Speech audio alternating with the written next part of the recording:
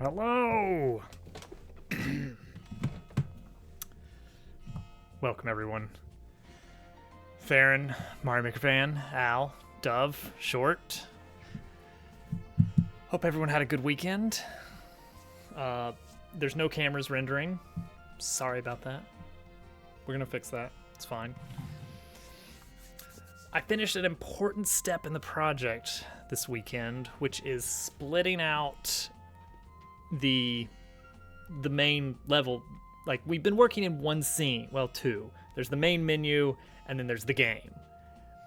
And I took an important step this weekend in ripping apart the game into the game and the level. And so, if we take a look now at the level base, gotta get them points. Oh, the bot's not doing the bot thing. Hold on. I gotta make sure the bot does its bot thing. Don't mind me, just need some points. There it is. Okay, so this is the game right here. This is the game engine. This is the level. The level consists of the background,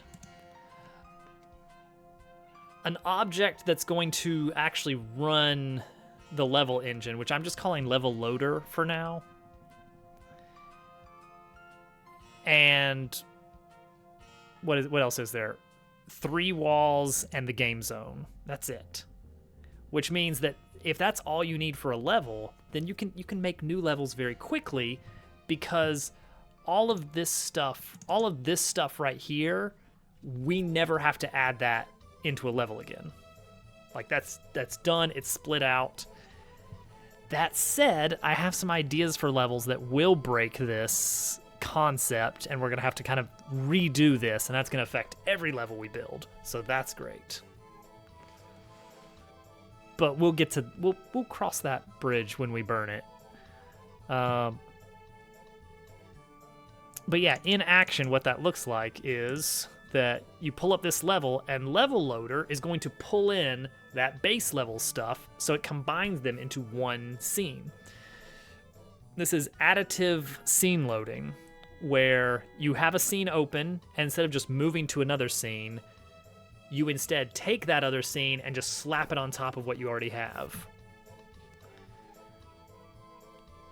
And this is actually a big deal for me in like my Unity learning process, because that's kind of like hierarchical stuff within entire levels, which is very good. Yes, I also do that with OBS. I've got nested scenes. It's very useful, because that way I don't have to, fiddle with everything and make it the exact same on multiple scenes. There are some people who could learn a thing or two about that kind of stuff. Whatever, it's fine. But yeah, so now we have a working level. So a lot has changed. Let's see. Did we have the finger over the animal last time? Is that in the demo? I don't remember if we have. Actually, I guess I can just like pull up. Okay, that is in the demo, isn't it? I'm just pulling up the Discord channel for this is hopping.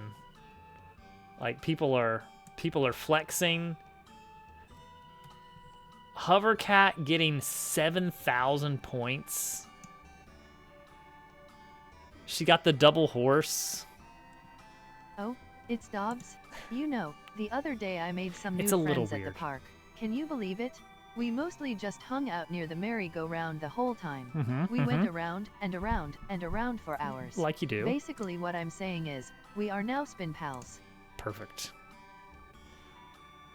I mean, we'll have to get it straight from the horse's mouth, so to speak, when she comes up here later. You may notice that stream is a little early tonight. The time change is in effect, and so we're kind of staggering our adjustment. Fall is the one that works in our favor for work schedule because, you know, hey, I get to go into work later than usual. I get to sleep later than usual. However, a 4-year-old does not care about clocks and is going to wake up when she normally does. So, you know, we'll deal with that. So anyway, now that we've ripped out the code into 2 separate pieces, we can do things like this, which you've already seen on Discord, I assume. This needs a little bit of art improvement to make it obvious that this is supposed to be a ship on the bounding main, because otherwise it's not super obvious.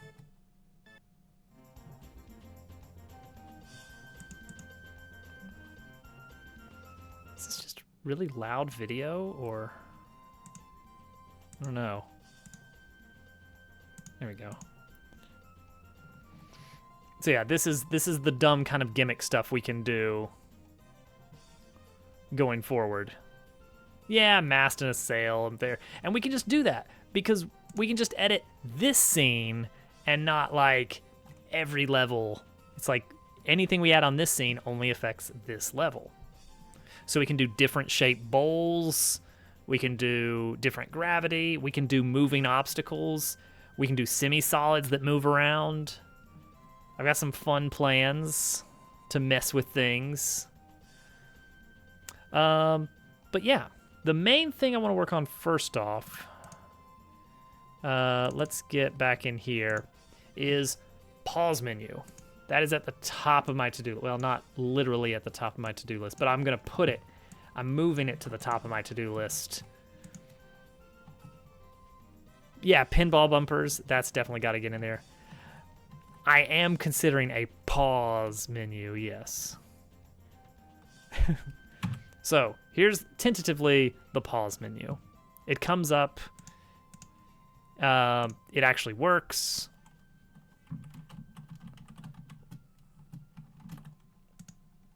Apparently you can drop while it's paused.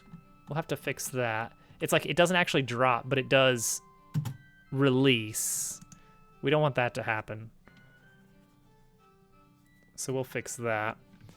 Let's actually go ahead and, while I've got that in the front of my mind, let's just go ahead and fix that. So we want, that's gonna be in the placer controller.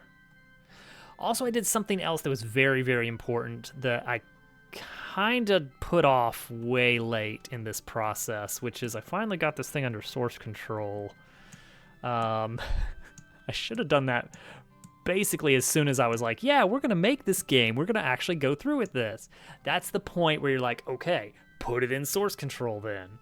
Honestly, before that point, put it in source control. Delete it later. Oh, for a claw menu. I mean, pause only works with the pun, you know, only really works with pause. All right, so right here, when we get our button, oh, that probably means that all of this works. You know what? Maybe we should just say,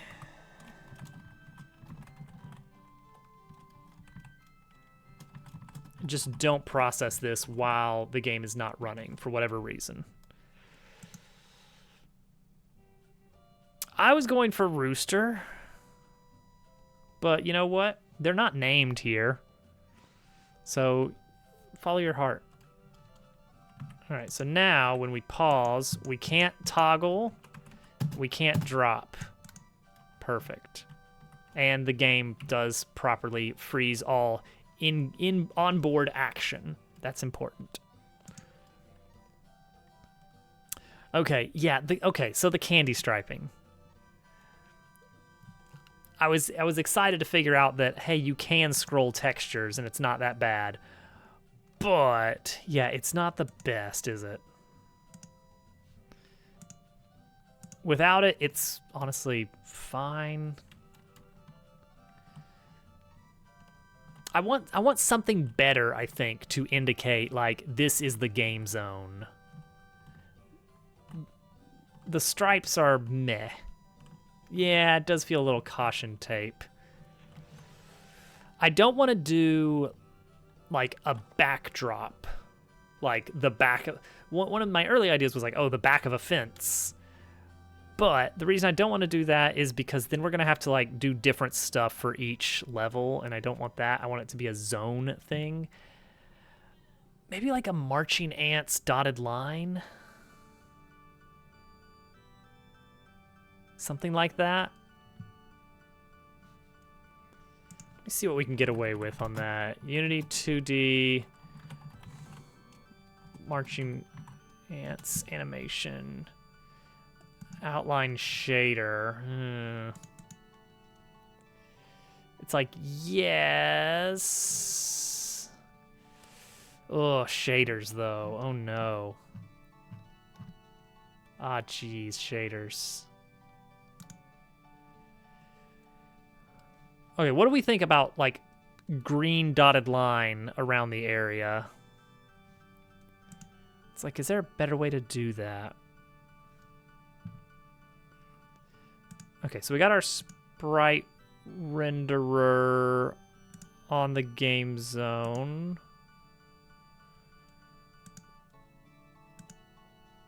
Oh wait, I need it on the actual level. This one. So I take off the render, yeah, it just deletes it entirely. That's fair. Yeah, it's not a built-in thing, so we would have to like kind of figure out how to do it from scratch. Oh, jeez, shaders. Is there a better way to do it than actual shaders?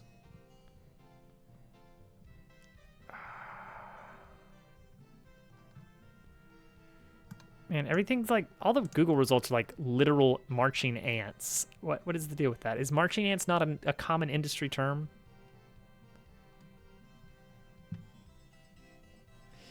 Yeah, it's like, this is the play area, and the thing is, it's not always going to be a box. I want a clear delimiter on this area is safe, this area is not safe. Outline would work. But I want it to work for things that are like not necessarily rectangular in shape. Outline sprite. It's gonna be shaders, isn't it? Like there's nothing we're getting away. We're not getting away from shaders, are we?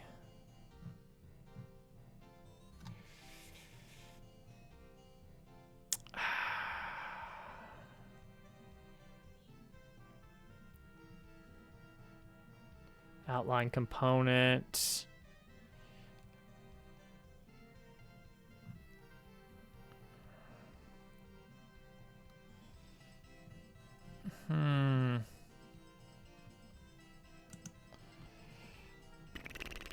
Subtle shading is probably okay. Yeah, I guess it's something that we could just kind of get away with just not bothering with right now. So all we got to do, I think, is just not have a shade, not have a region here. Draw mode, material none. No, material default. No.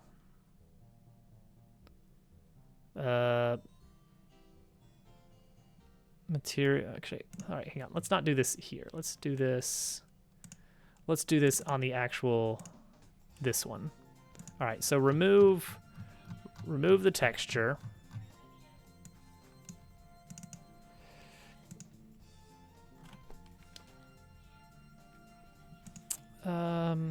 Gosh, I had this earlier, is the hilarious thing.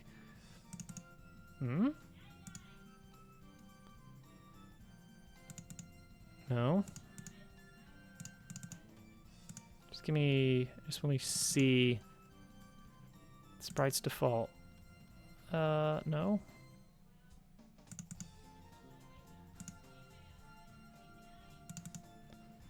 Sprites default, and then it should be draw mode, color. I'm not seeing it appear anywhere. All right, hang on. I got an idea.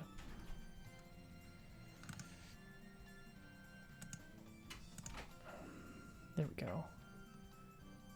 Oh, here we go. Sprite square. That's what I gotta do. She wasn't letting you get away, was she? I don't know. She said at the last minute she wanted her PJs after all. No. I did it. Oh. Sorry about that. Yeah, I'm really tired. I imagine.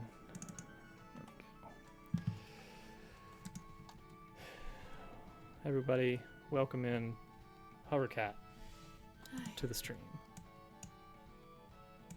Here we go. A little subtle green instead of the candy stripes. Hello. Let's make sure that works out all right. Perfect. I'd like to see people get double horse in this level. Mm-hmm. You never know. You never know. Might make it easier in a way. Yeah, I mean, with everything constantly kind of shifting about. Like, look at that. Everything's just working out. Yeah. I don't have to do anything here. Yeah, things don't get trapped in the same way. They get trapped in a new, exciting, and Yeah. more terrible way. Probably will play this level and make me too seasick. Yeah, you're gonna have to skip this one. Mm-hmm. Okay. It's free points, which is fine if some levels are free points and some are really, really hard. Impossible points. Yeah, I'm fine with that. It's not balanced.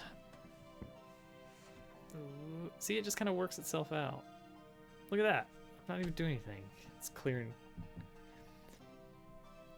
It's time-based, and that said, something I need to build at some point is a system that can be drop-based. Like, the level's gimmick activates every time you drop. Such as this. Like, maybe this will rock, but if you stop dropping, it will pause until your next drop, or something like that. Or maybe it levels out while you're not dropping, but every time you drop, it rocks more and more.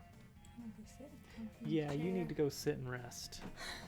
Hovercat got her shot yesterday, so she's feeling pretty tired. And also the time change is screwing with her sleep. I can't say how much is from one and how much is from the other, you know?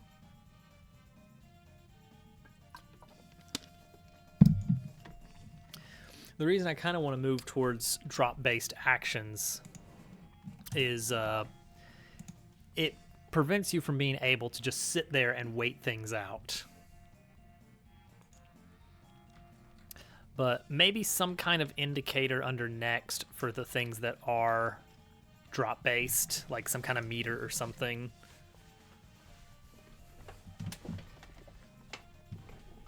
You know, like level gimmick meter or something.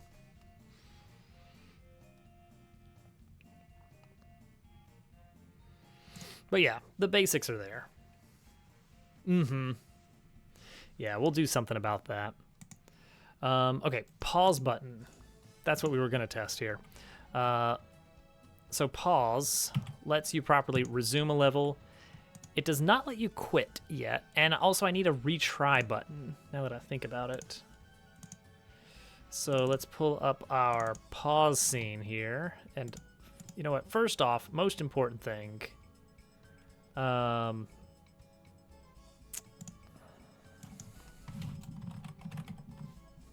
Paused. Next up, quit button. We're gonna make this a little bit smaller than the resume button.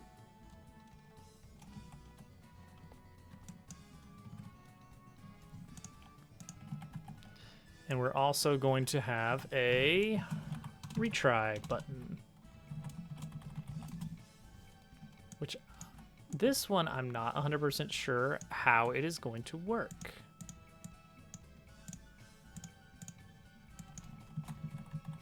The other one, the other retry button was easy because it existed on the scene that we were reloading. However, this button exists elsewhere. So I need to figure out how that works. Maybe it's just maybe it's the exact same. Maybe it's the exact same logic.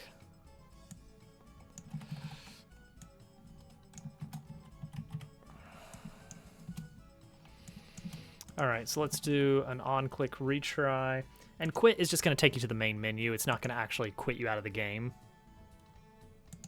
Maybe I should rename that exit level, just to make that more apparent.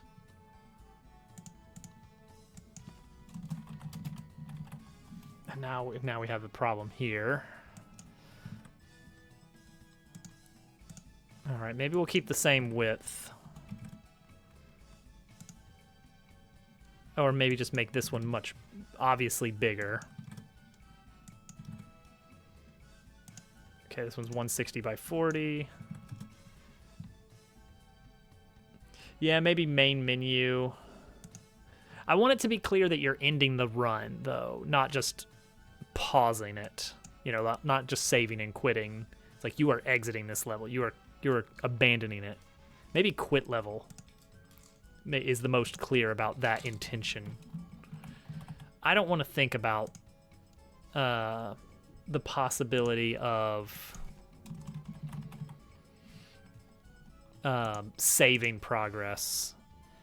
How much space would I need for restart level to make that super clear?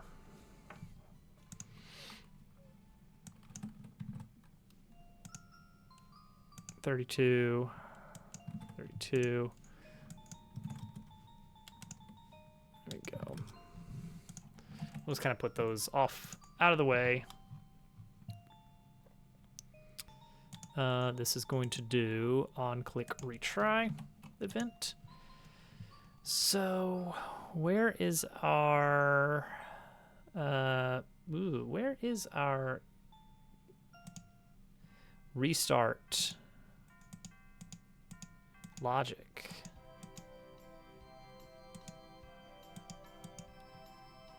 Not there. Game over. That's it. We're gonna try this and see if this is the one we need. Let's see if that works. It might be that simple. Back to the sea. All right, so we drop a few things. They go all crazy. Another thing I want to do is make this little indicator, this vertical line. I want it to match the current gravity. All right, restart level. No, that does not work. Oh, because it's still paused. Decent ways to make somewhat responsive layouts for stuff like this in Unity. If there is, they don't put it in the entry-level tutorials. It's probably the most polite to me way of saying it. I haven't found the responsive layout stuff. Now, I know that... Okay, so they've got something called Canvas, which is supposed to be something like that, where it kind of like elements inside of the canvas kind of adjust themselves to fit. Oh, I get you. I get you. This is a we'll cross that bridge when we come to it kind of moment, because there is so much ahead of us on the learning curve. Also, welcome in, McFixit. Always good to see you. It's because it's still paused. That's why. Got to do this. It is, and actually, got to do that on click quit as well, just to be safe. Yeah, I'm used to web apps where you get a lot of that for free. so much of the stuff I'm finding out about in Unity is like, this really isn't built for like, this isn't a game engine. It's just a physics engine with a little bit of UI stuff thrown in. Okay, that works. It really is. It's crazy. I mean, at least with, and maybe this shows my age a little bit, but with like WinForms and what's the other one? With the WPF? No, I don't remember. There was the WinForms and the other one that that I worked on, not actually that long ago, like 8 years ago. It's like that's all built in. It's like, yeah, you anchor it to which points you want. When you're building your native Windows application, you tell it this UI element is going to anchor to this side. Admittedly, when things get resized to extremes, you get problems. But the web solution for that is just like, basically just have a different layout when it gets too small. Use media queries and just throw everything out the window when the size gets to a certain point. All right, quit should be pretty easy. Don't we have yeah, we've got this right here. Boom. That's all we need, right? Just take us back to the main menu. Although we're probably going to take us back to the level selector once we have a level selector. There we go. Demo, pause, restart level, restart level, restart level. I don't like my RNG. I'm gonna pick my initial. There we go. Yeah, it did feel like that. Honestly. All right, that works. We have working flow. That is like 2 things I can knock off the to-do list tonight. That sweet endorphin release of clearing things off the to-do list. Man, I don't even know why they went with WPF on that project. I keep running into this at my job where we have a team of developers and they're all very well versed and very experienced in this stack of technology. And then someone who's in charge of the project says, we're going to use this technology. To which the entire team says, none of us know that technology. Why are we going to use that? And they will say,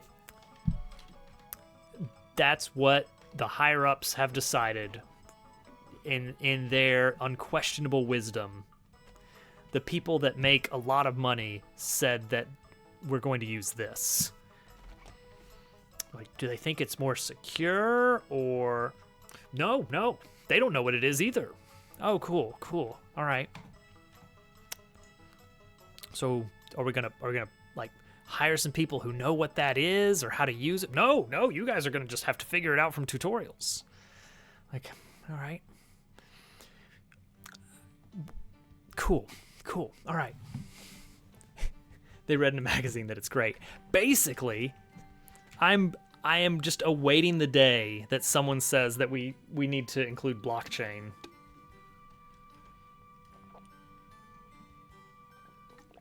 I spent like the last close to 5 years on a Java project in a shop where nobody knows Java. And honestly, I think the reason is because the contractors that were going to also be working on the project had some kind of web app builder that played nicely with Java. And so we're like, yeah, we'll use Java. And that code base was awful. It's still awful, but it's less awful since we've swept it up a bit. Modern day Dilbert, basically.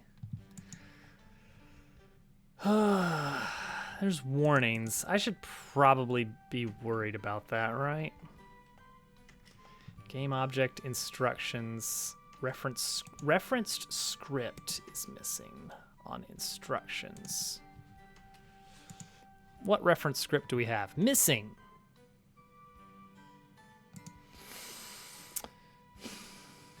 So we had a script attached to this button, and now we don't. But it works. I'm guessing something got attached to that. I'm gonna guess something got, I'm gonna hope that's what happened, is something got attached to that accidentally that no longer exists anyway. Because it's working.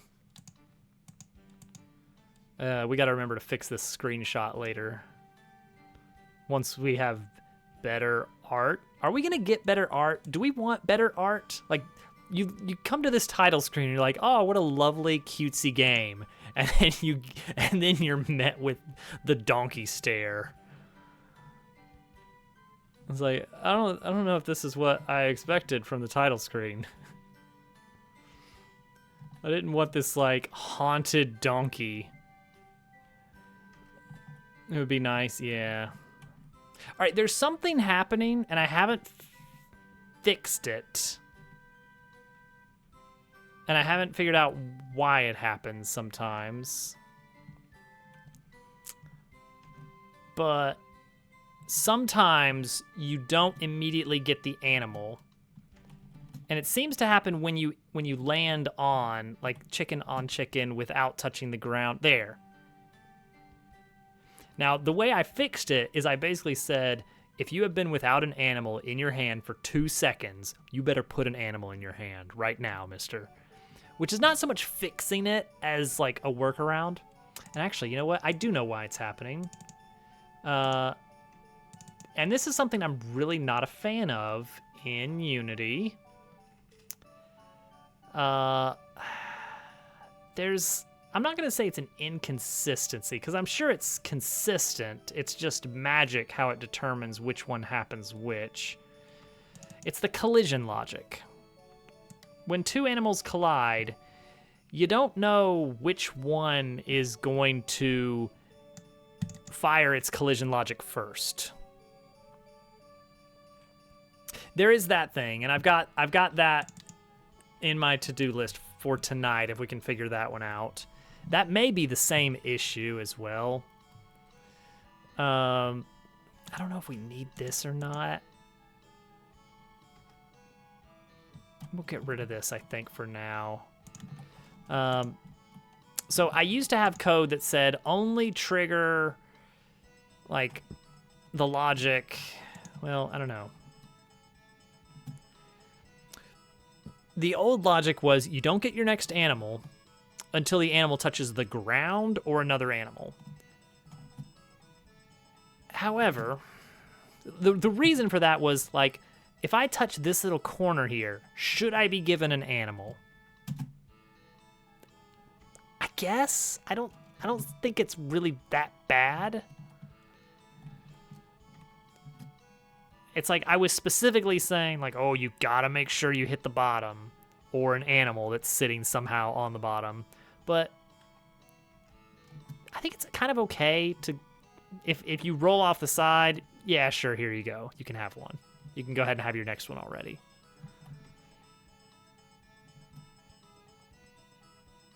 Yeah, but I'm pretty sure the reason we're getting that delay is right in here when we are grabbing our collision logic. So first off, this right here, this is the pair of lines that is fixing the triple combine. If you wound up in that scenario where somehow you were getting 3 like animals to combine at the exact same time, the 2 of them would trigger their collision first, and they would combine. So if you had 3 dogs coming together, the first pair of dogs would trigger their collision first. It would delete the dogs from the scene and replace them with a pig. And then, because technically that other collision also did happen, It then processes the collision between a dog that doesn't exist and the remaining dog and says, well, that makes a pig. And so you got 2 pigs out of 3 dogs.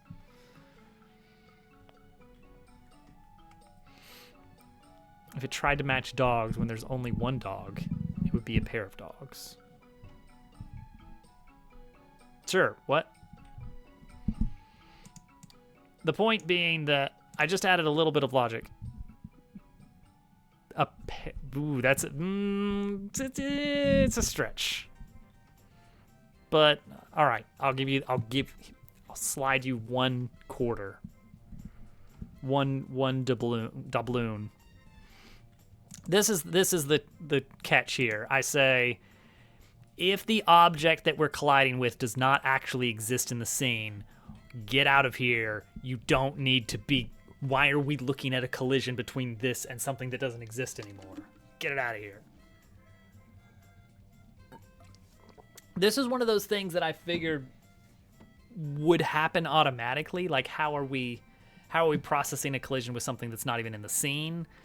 But apparently that can happen. Like, even if you remove an object from a scene, if in that same frame it has other things that it has already touched, it is going to continue to collide with them.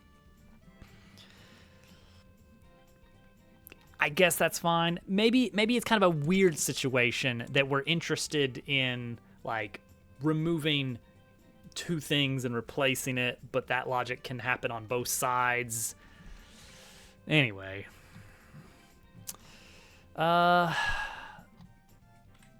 So yeah.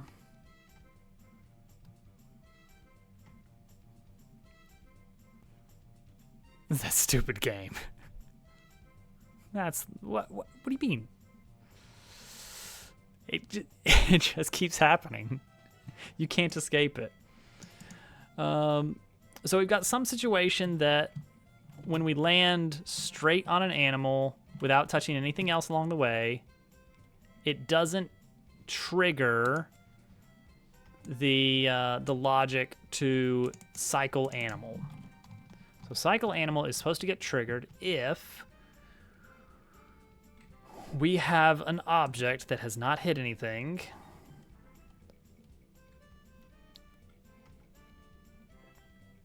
See, I thought this would have fixed it. We're processing a collision between 2 animals. They're landing on top of each other.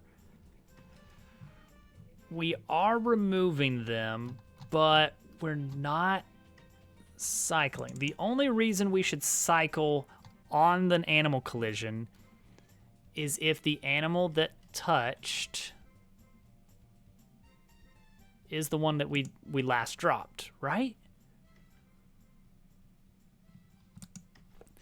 It's like it doesn't happen very often, but I feel like it happens more often in the setup phases. All right, so let's see here. Animal. Bop. Nope. Okay. Bop. Bop. I'm just watching this to make sure I get an animal back. So far, I'm always getting an animal back when I expect to. Oh, what is this weird scenario?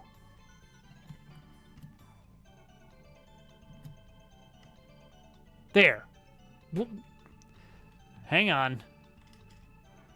What? Well, all right. So some stuff happened there.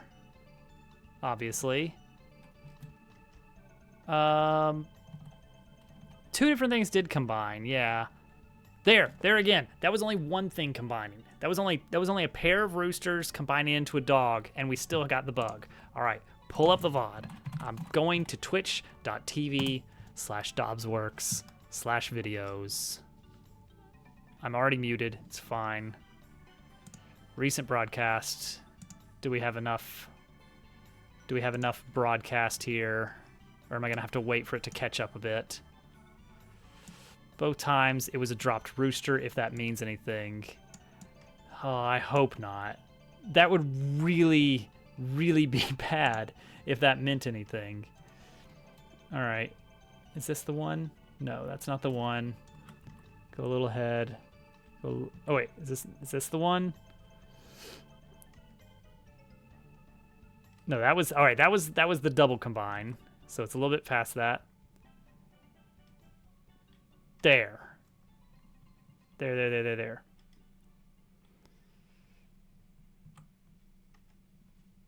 If I use the cat to push those rovers together, like right here or right here, on the left or on the right. Because that one happened in isolation. Nope, we got it. All right, so let's see this again. All right, so we drop it, boom. It's just a rooster and a rooster, nothing else. So right here, stop. Slow it down. Slow it down. Bop, bop, bop, bop, bop, bop, bop, bop, bop. We get a dog. And nothing else. What is happening there?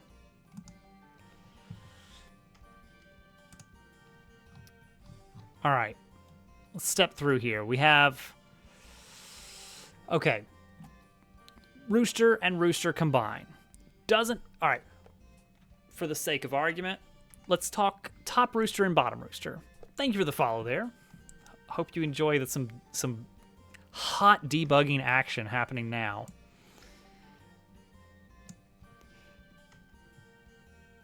Yeah, I mean, the combination should happen... Yeah, as soon as they combine, it should cycle to the next one. So let's see what happens here. All right, so the rooster at the top has not hit anything. The rooster at the bottom has hit an object. Now, has hit object, just for clarity, this is just to trigger, like, is this animal in danger of causing a game over? If an animal has hit an object, like a wall, the floor, another animal, anything like that, then it is suddenly in play. It doesn't matter where it is. As soon as it hits any solid matter, it is in play. So until it hits something, or until it enters the game zone. Once any of those two things happen, it's in play. So if it like hit, let's say there's an animal way up top and we land on top of it, the chicken is now in play. Any animals that are in play that are not touching the game zone, that causes a game over. So that's what has hit object means. So if we have not hit an object, which is true, like the animal on top has not hit an object, the animal on bottom has hit an object. The animal on bottom has not hit an object, or has hit an object, so it skips this line. Maybe that's it. This block right here, should this be outside of this if block now? If place or controller last dropped animal touches. Yeah, I think this is the problem. I think this is the bug right here. Formerly, this might have made sense for that to be in that block, but we've moved some things around, and I don't think that's necessary any longer. So the reason it happened then is because when two animals combine, one of them is going to trigger the collision logic first, and then the other one is not going to exist anymore. And so we're just not going to look at it. And this is becoming such an annoyance that the collision processes twice. That shouldn't happen anymore now that we've got this. But like in my early passes at trying to build this engine out, I would get cases where two animals would both upgrade. Hey Hudson, how you doing tonight? Okay, but that should fix that problem, I hope.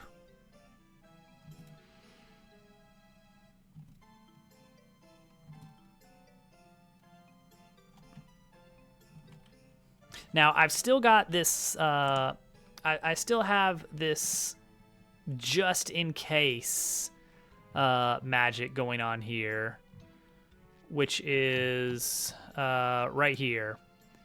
If you have not had an animal in your hand for 3 seconds, go ahead and cycle because something screwy is up. Now, I can think of some cases down the road where we got some really crazy gimmick levels where an animal is just not touching the ground for like 5 seconds. And if that happens, you know what? Sure, why not? We'll roll with it. Now it's possible to play.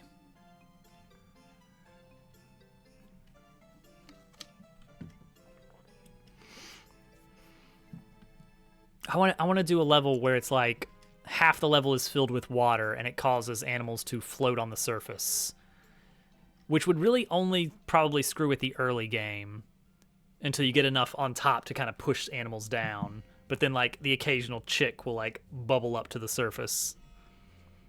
Ooh, that could be fun. Water that drains and fills.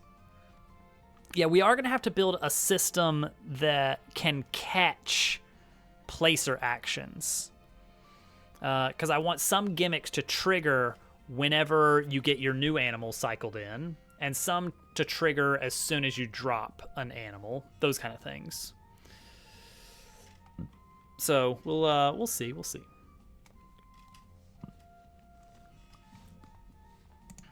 All right, but that should fix that bug. The next bug that I want to tackle is the double next when you lose. I mean, this doesn't really break anything. Let's just use this unfinished level right here. Put it right up to the top. So, when you lose, sometimes, but not always, yeah, there we go. You get the next here. You get the next processing. Now, why does it happen? It didn't happen that, or did it happen that time? Could it be? All right, hold on. Let's pay attention here. Yeah, it could be. All right, so dog is next, and then chicken is after that. Yeah, that's what I'm thinking of. Chicken, dog.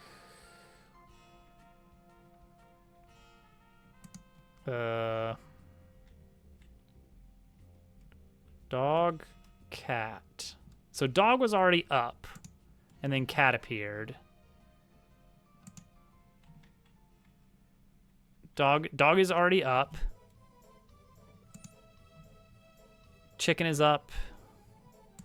I guess since it's random, you'd never know. Yeah, it could be the case that I don't know when that drawing order stuff takes hold. It's probably already active at that point. So let's just assume it's always happening and run with that. So, lose level.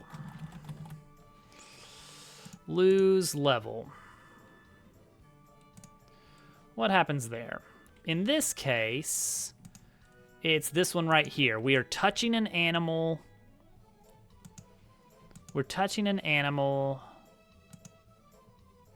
Oh, see, this is the tricky thing. Cycle should not be getting called. Unless... Okay. Dang it. When two animals go down, they're both going to process. So the dog is going to process first. Dog is going to process... Let's say dog processes first. Well, no, let's do ideal situation first, which is the little chickadee processes first. It's going to hit this logic that says, "Hey, I am the last dropped animal. Therefore, you should cycle animal." And then chickadee is also going to trigger that, hey, I just hit an object. I'm not in the game zone yet. Oh no, that's a game over. And oh, game over, therefore lose level and do not cycle animal.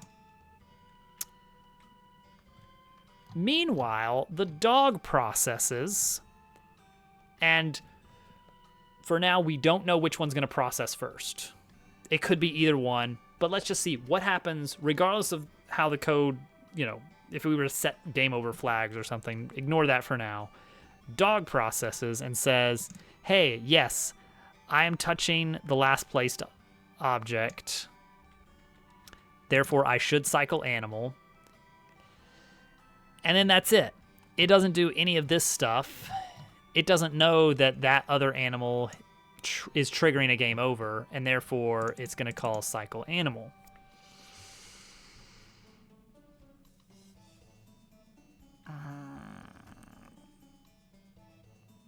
And now the true test. Let's say in our code right here where we're triggering lose level, we set a flag that says, okay, if we lose level, don't allow cycle animal to happen while the level is live now. The problem is the dog might process first, and the dog doesn't know about that. So what if we got rid of this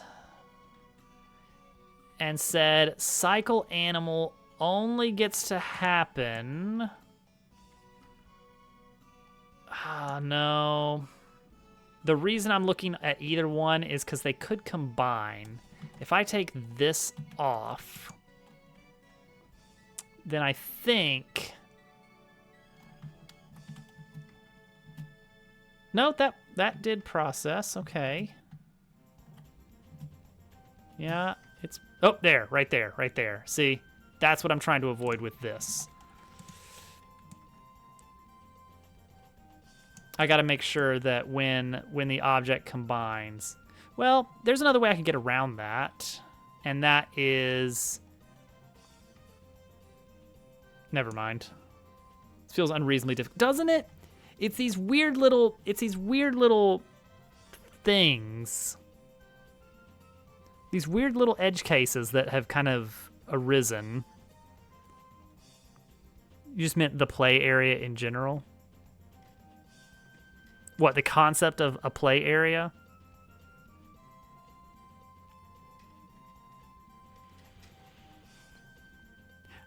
If you have an alternate idea, I will hear it out.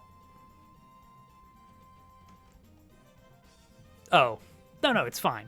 No, this is a great level. This is going to be a great level. Don't worry about it. It's good level, good level. Okay. Maybe we take this out and say that if the last dropped animal gets into a collision, yes, you should cycle animal. But then also say, if you're down here, if you're doing a collision, that could be an interesting concept, Al.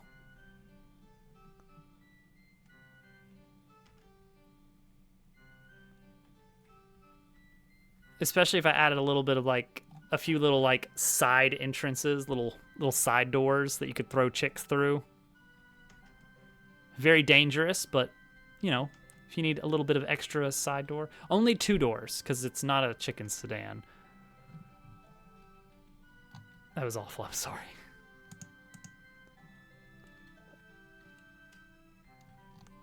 All right, so we're combining objects here.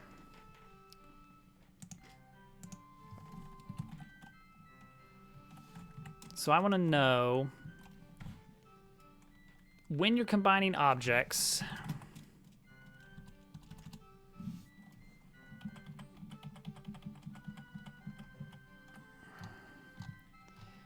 if we hit the ground or anything, then go ahead and cycle the animal. But if we're destroying and the other object is the last dropped animal, go ahead and cycle the animal. That might be enough right there. I'm trying to think if there's any other holes in this logic.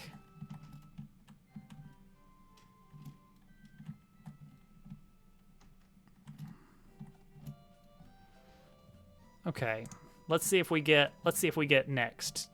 The thing we're looking for now is, do we get double next? So far, so good.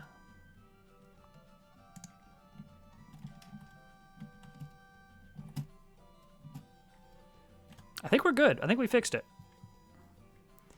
Oh, well, all right. So, yeah. For one thing, yes, that would be extremely free. But for another thing, that would take ages to get to a horse. Because what do you need? 2, 4, 8, 16, 32, 64, 128, 256, 512. 1,000 chicks to get a horse. You'd be there for a while.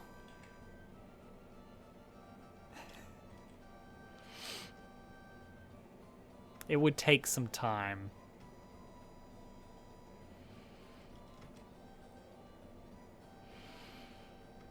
I do think one kind of mean level would be, imagine a stage where,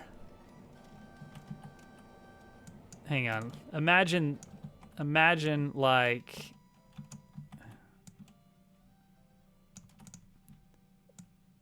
imagine something like this, where the only thing that can fit through there is a chick. Well, apparently a cat can fit out of that one. So you're like, you plug the hole, you're like, aha, now I'm safe. But then, like, inevitably, something is gonna match with that. And so it's like this, oh gosh, how do I deal with that down there and not let something, because you just know that at some point in like the late game, something's gonna wind up getting wedged in such a position that it just kind of all goes downhill suddenly, out of nowhere. Oh, it's shifting. Oh no! Like that kind of shenanigans. So you're having to manage that.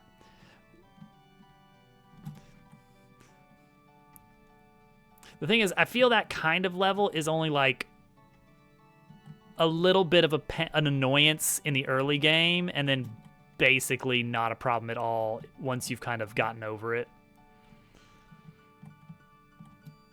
And knock him in there. Oh, the cat does not perfectly fit. The cat somehow managed to wedge through, and that's all.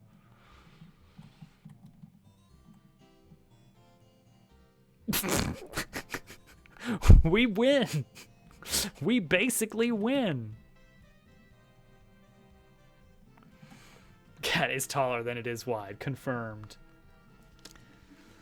I think it just had enough momentum going in there or something.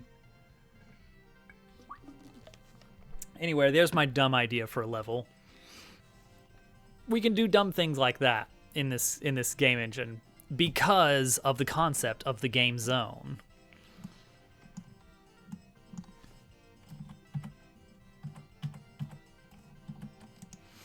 But ultimately, that kind of level is probably pretty uninteresting, and I think the only thing that can save it is interesting enough theming. Because again, it's just like, it's the same level, it's just like a slightly weirder opening game. But mid-game, late game, probably the same. And so the only thing you can do to mix it up really is just have a nice different theme. Make it a Christmas theme level. Why not? Oh, I gotta think about music.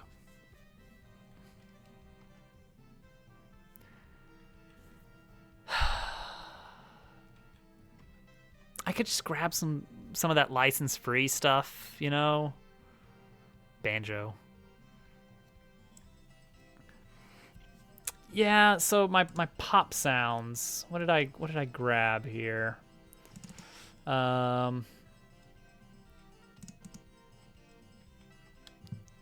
So there is.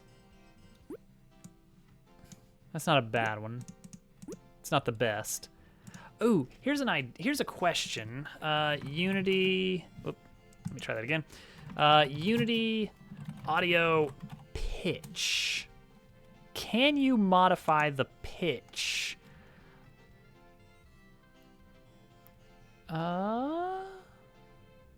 Yes, you can.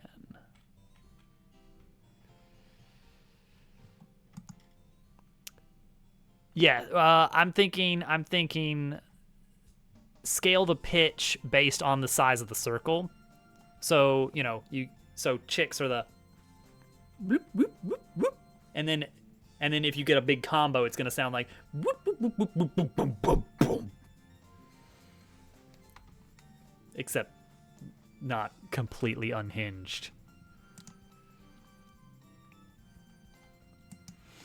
And then there'll be a little bit of a sound for the stars hitting the scoreboard in the top corner. Little bling, bling, bling, bling, bling. We'll grab our doubloon sound. Here, I got the coin. I think that'll be fine. I don't remember what I was going to use that one for. Is that the combines? No, that could be the combined sound. I had a handful of sound effects I grabbed from Dabble Worlds that was like, this could work. I don't remember what the jump noise was going to be.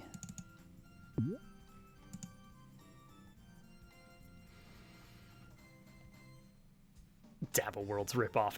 It all comes back to a Dabble Worlds ripping off. Gosh, you just can't escape it.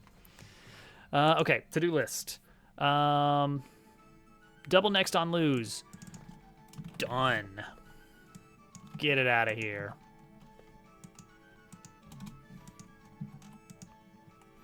What do we want to do next? Oh,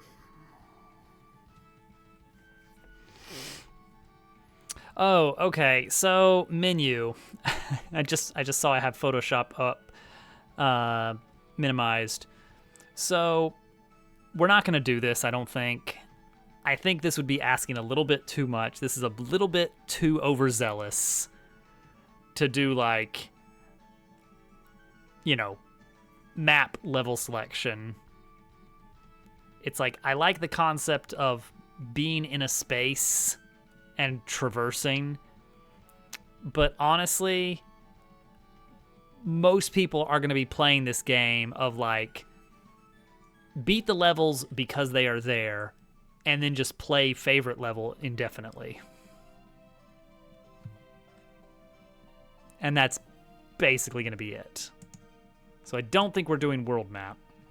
But we should get started on a map selection, level selector.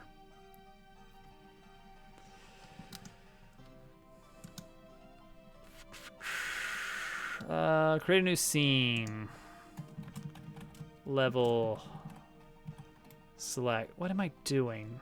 Am I doing underscores? Am I not doing underscores? I guess I'm doing underscores.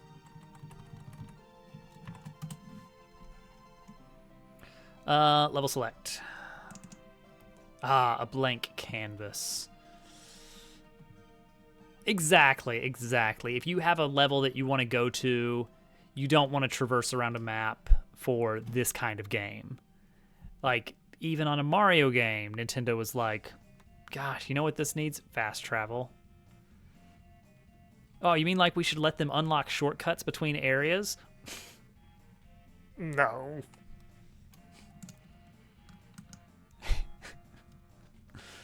All right, so we are gonna want a canvas. And I don't, you know what? I haven't gotten the hang of like canvas space, so don't worry about it. I'll figure it out someday, maybe. We're doing turtles for some reason. You get snails and you'll be happy with it. All right, so in that canvas, let's add a panel. Ooh, you know what, though? You know what, though?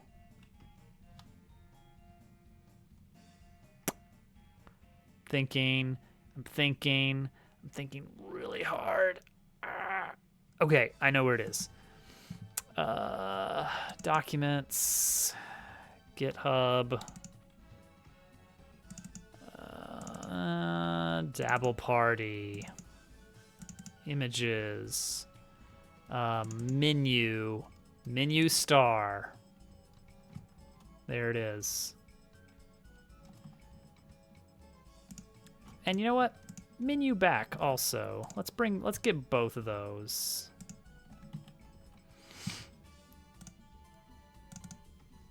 I'm gonna need folders for my images now. It's getting crowded in here.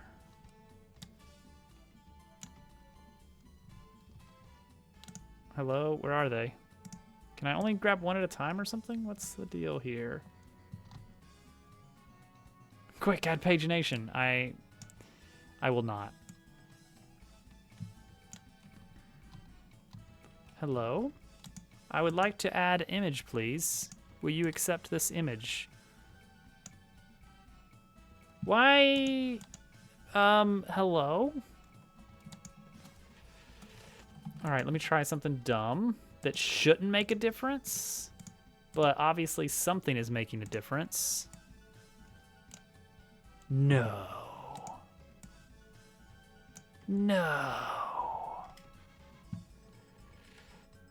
Surely not. That worked. I don't like that. I don't like that at all. So I've got the actual Unity folder that's got like the project files and stuff. And then I've got a separate folder that's basically just on my desktop, which is just like a bunch of Photoshop documents and stuff. I'm like, I might use this, I might not use this. And it's got notes and everything. And today I basically put that junk folder in the Unity folder because I was going to throw the whole thing into GitHub, which I did. And the problem is, apparently, if an object is in any subdirectory, even if it's not a project directory, it won't let you add it to the image folder, I guess. Weird, but okay. All right, get rid of the stripes. We're not using the stripes. All right, cool. It's less cool. Okay, I can create an empty object. This is also really dumb to me. Whenever I create an object, I guess it just creates it. Yeah, it just creates it at where you're centered, at where you're looking, but maybe there's some setting I can change. I always want it at 0, 0, 0. Maybe I don't. Maybe I don't. If only there was like create at origin or something. Because for things that are just like placeholders, I don't want those scattered to the winds. Okay, so we're gonna add a sprite renderer. And we're gonna throw on menu star. There it is, beautiful. We're gonna tile it.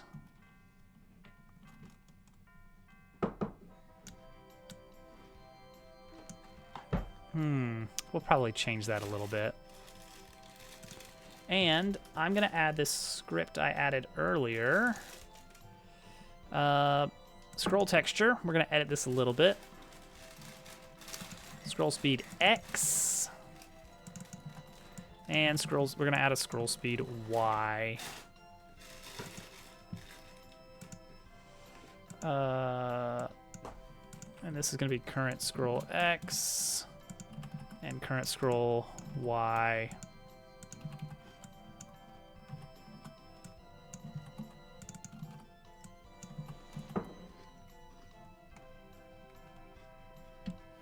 Oh, you know what music we should listen to?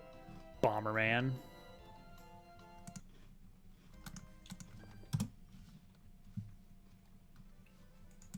There we go.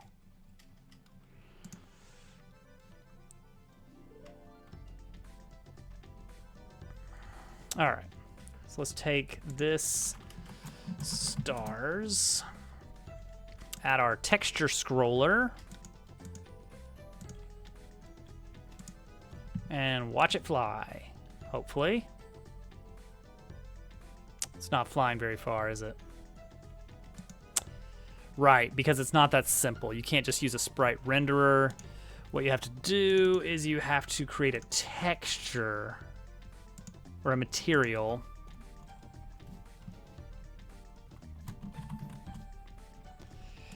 made out of texture. What was it? Wasn't that how I did this moments ago? Well, not moments ago, but not that, not that, not that. Is that what it was? It was, I need, yeah, material.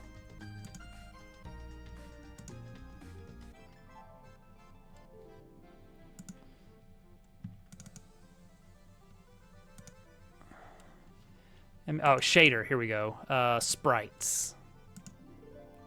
And then I can throw that in. Nope. Sprites. No, sprites. Diffuse. No. Thought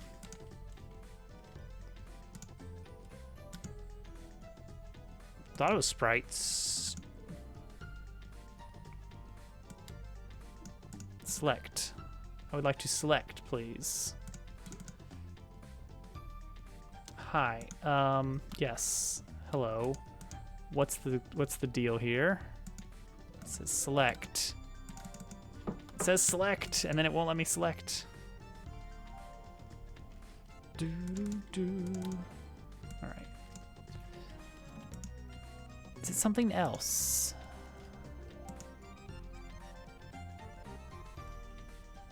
Like, I think this was just working for me.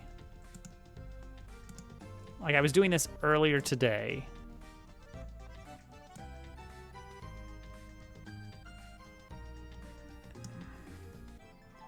All right, hold on. History, scroll, texture.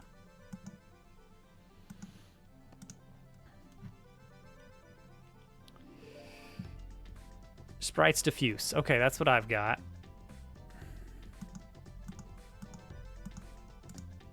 Eastern Palace. Good dungeon. Is it because of something going on with this texture? No, this looks fine.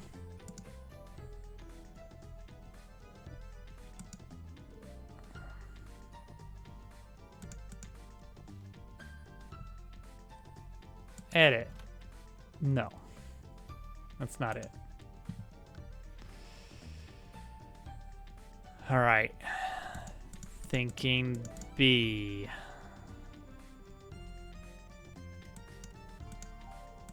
Oh, I just want little stars to go scrolling across the screen though.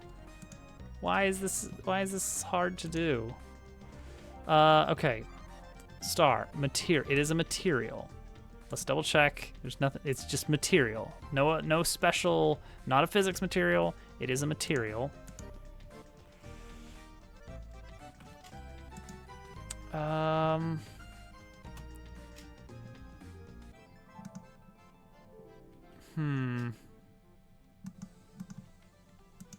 See if anything else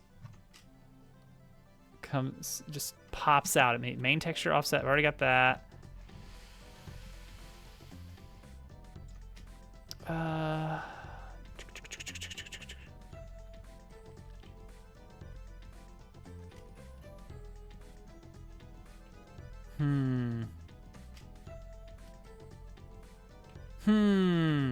All right. Thinking.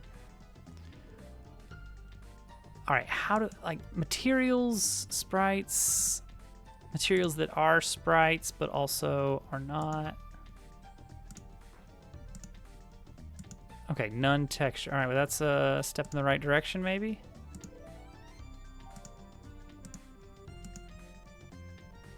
Like, is that the icon that means I cannot put anything there?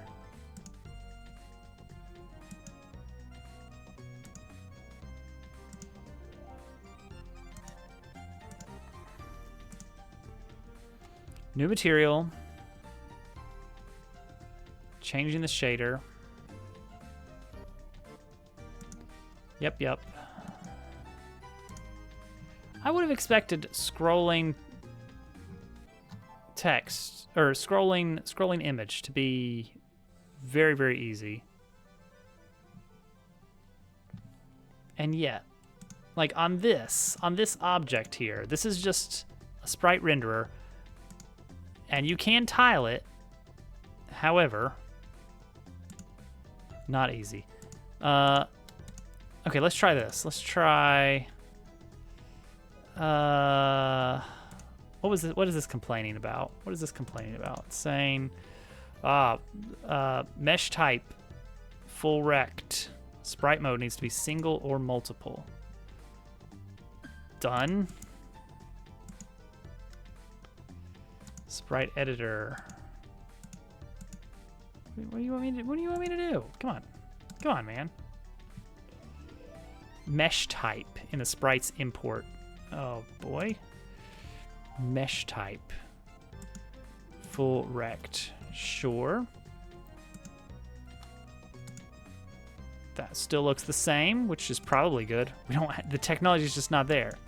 This is the one that's really screwing with me. It's like, what does this icon? There's an icon here of like a picture, but some hatching over it, behind it. Is that supposed to be? And the word select is there.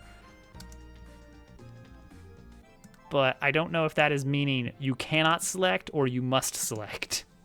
And I feel like it should be more clear which one it is. It's giving me a no, which is telling me no, it's not. So just select. All right, well, the scrolling was a fun idea.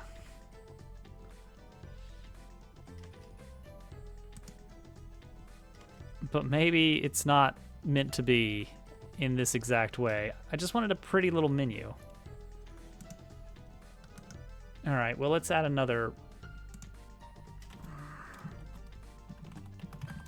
Let's add another nothingness to this mess here. Here, I tell you what, let's just delete this entirely. Copy paste this. This one is now backdrop. And simple, boom, cool. Where are the stars? Where are the stars? Z indexes, huh? Is that what we're doing Z indexes here. See, this would look great if it was scrolling. All right, so I had it moments ago with the candy stripe on the goal area. And it's just not working anymore. What did I do wrong on this material? This is the exact same thing I had earlier. Do I want unlit texture? Is that what I want? Did that do it?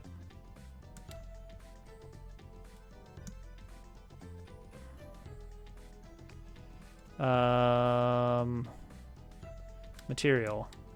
This.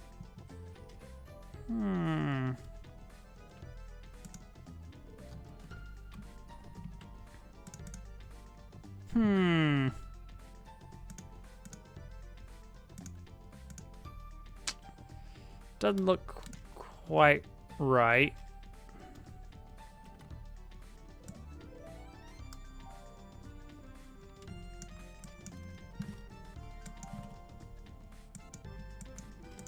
Not quite there. But okay, we'll roll with it.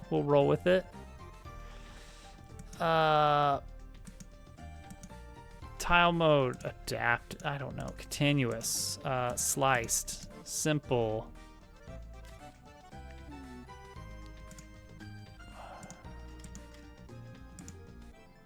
Where's my...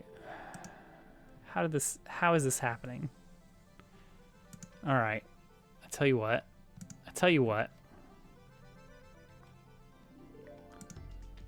And you may be asking yourself, what? What? Tell us, please. I'm gonna grab these stripes again.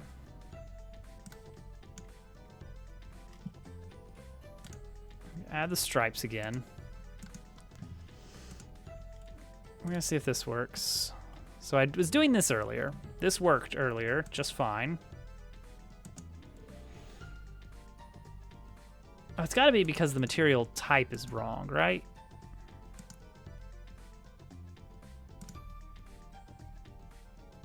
But then you can't do that. Then you just can't.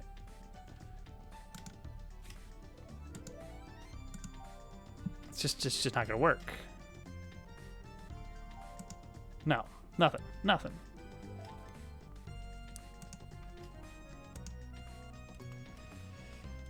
I am lost.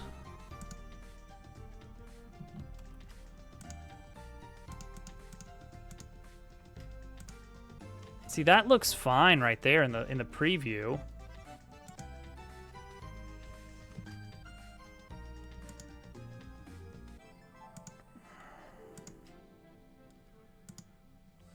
But that does not work. But this looks great, but it doesn't actually show up at all, and we'll never know why. Okay. Is there another way I can make an image scroll? Do I care, I guess? All right, you know what? That's a good point. I don't care. Cool. We established that. It took us a bit. Do I want to use the panels from the menu panels from Dabble Party, perhaps? All right, we're getting rid of this. Delete it. Also delete this. Don't delete that. Dabble Party panel, maybe.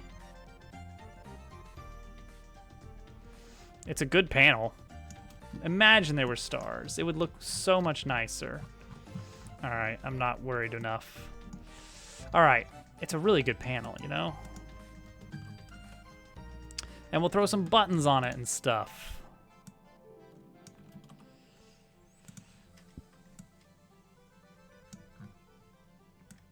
Stretch it a bit. It's got extra little shadowy bits, so the cropping is weird. All right. So on this, we want some text that's like select a level. We want a set of buttons that represent each level. Maybe we do really big buttons, have like a 2x4 of button selectors. We want to preserve some room on the right and left for page, next page, previous page of levels. And we want a back button. And I think that's it. I think that's basically the idea. So let's get a back button, I guess, first, right?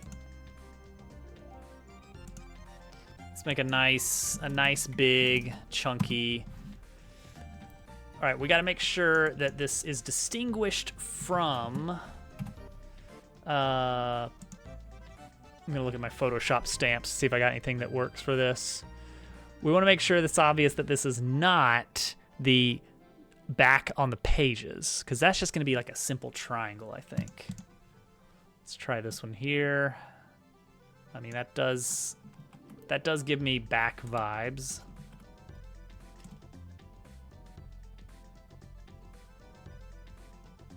That's very much a back kind of symbol there.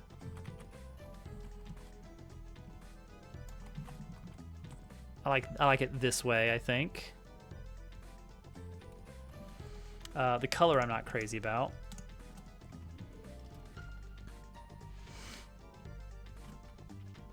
Let's see. What are we thinking here?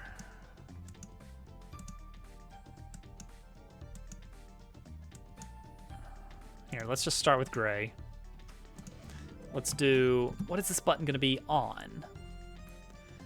A little thingamabobber, a little rounded rectangle. It's kind of poking out of the ground here.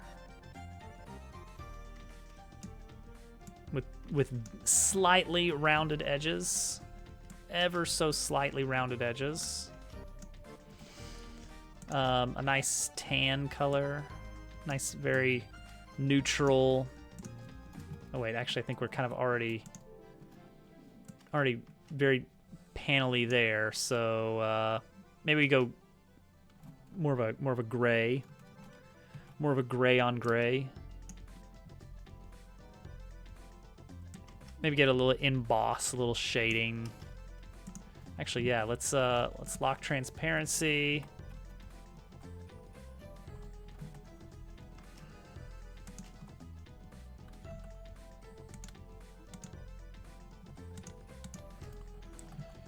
Let's give it a nice little gradient here. This is probably like the ugliest thing you can imagine. A little bit of a stroke here on that. Give it a nice thick outline. We like thick outlines in this. Take our layer here, give it some bevel. Oh, that is shiny, isn't it?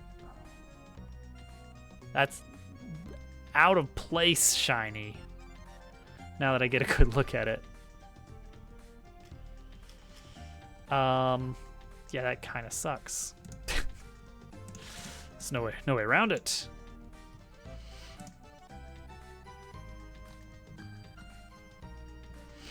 Well, what are the level buttons gonna look like? Are we doing these here? I mean, but with better proportions. Well, see, that's the blue on the blue again. Can we make this backdrop perhaps, not that dark.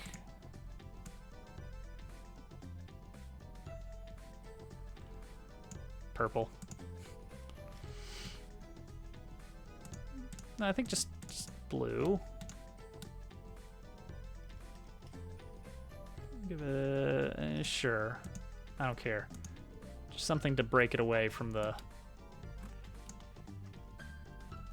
You know what? These buttons need to be white so that we can color them more easily. All right, so we need a square button. We need a square button. So open this one with Photoshop. This is gonna be easy to do. Are we doing square button? Do we want to do square button? I'm not sure. 1, 2, 2. There we go. It's a nice square button. Beautiful. Let's ship it.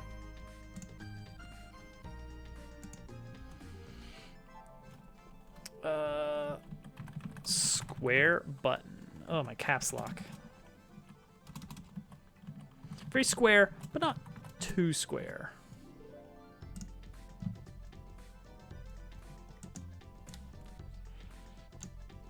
Yeah, I can't add it from this folder. That is hilarious. But not in like a good way. All right.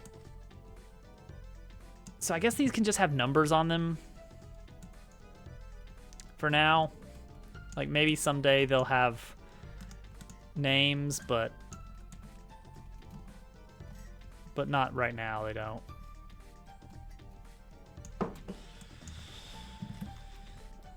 Yeah, let's put these in a parent object. I should probably make one of them first. One of them and then duplicate. Oh wait. That's not how I should do this at all. Instead, this should go under canvas. and I should make an actual button.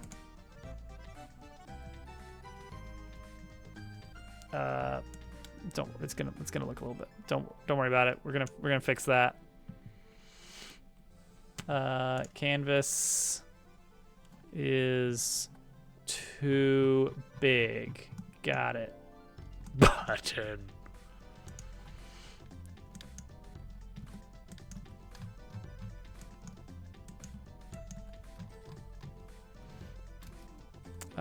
Yeah.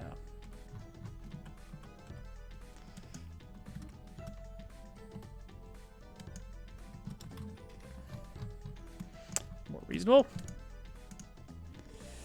All right, so let's throw this button image on this right here. Ew, first of all.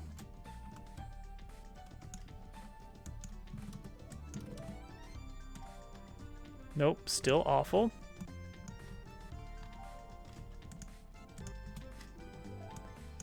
The text of the button is going to be 1. Let's just make sure this fits. The font, we'll grab this, the one we downloaded. 48, nope, bigger. 60, sure. Color, we're gonna go with white. Oh, geez, there's so much stuff. Here we go, vertex color. There we go, a lovely white.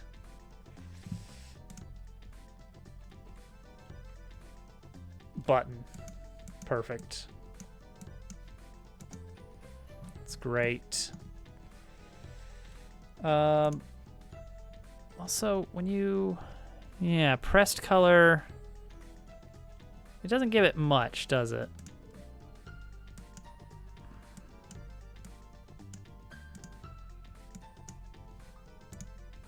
Let's give it a little extra. There we go, that's more like it. You can actually tell that you're pressing it. Okay, so now that we did that, I feel like it's still a little too small on the text. There we go. Oh wait, 4:4 is the one. We found that 4 in this font is like the biggest. That still fits. All right, cool, perfect. So position.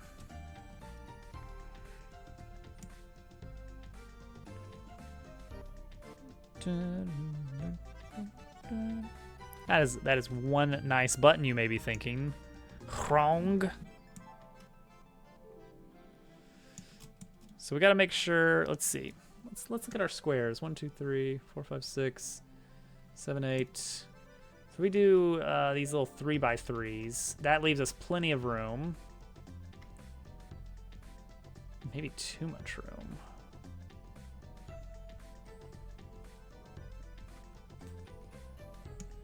Here, let's start with this, and then let's add our select a level.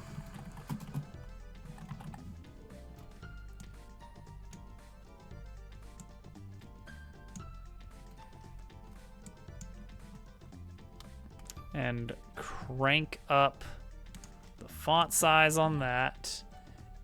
This one can be in a different color. Let's make it in that nice blue.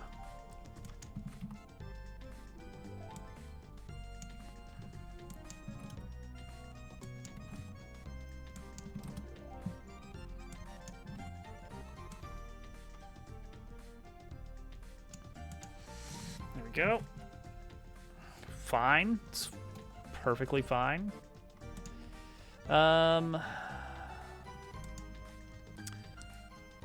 Let's mock this up real quick before we start placing things, just because it's gonna save us some time. Copy paste.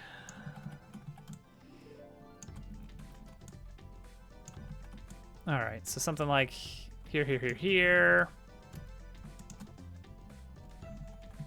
and here.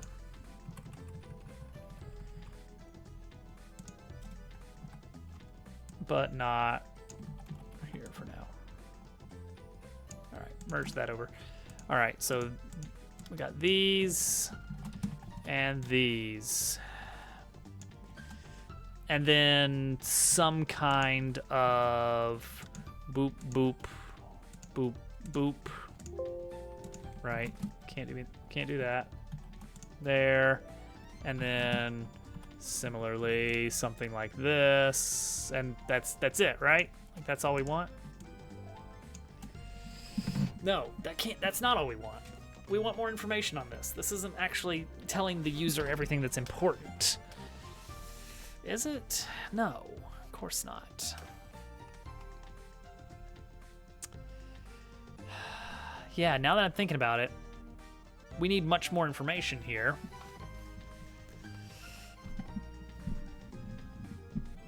Yeah, like we want to know what the level is. We want to know what our high score is. We want to know how many, like, do we have all 3 target scores met, or just 1, or none at all? Like, those are all... Okay, hang on. There's some kind of, like, scrollable scroll view.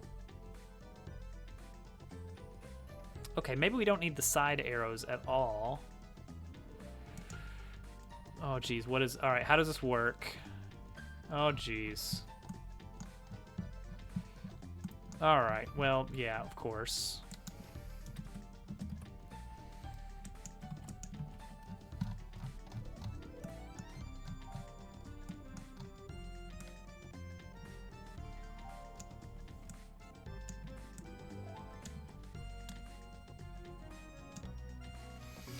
Okay, so we could have a scroll view here.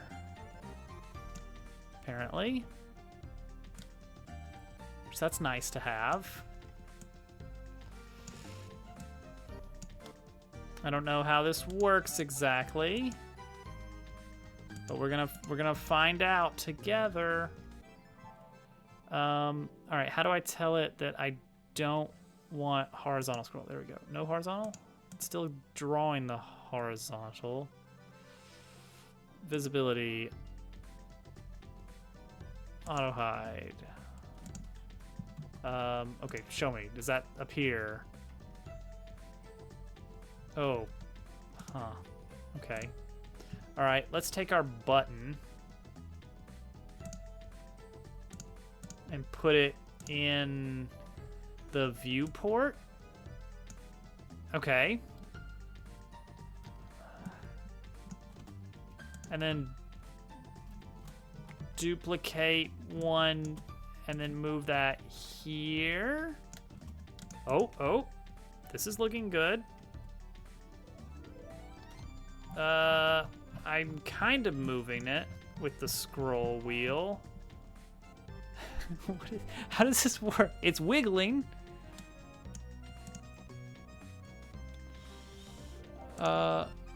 Okay. It's wiggling. Movement type elastic, sure. On value changed, no. Oh geez, I'm gonna need to actually like go through a tutorial on this, aren't I? Okay. All right, but the vague idea is there that we'll have a scrollable area, and for each level... Ooh, okay, so this is gonna be something. I think we want... yeah, we're gonna want these menu items to be dynamically created. I don't want to actually manually create one for every level. That's not a great idea.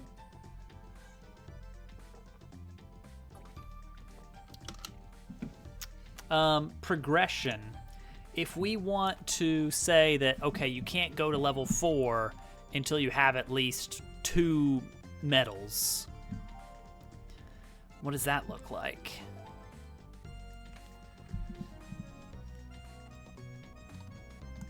Is that just like at the bottom of the level selection is... Oh, see, now I'm like, gosh.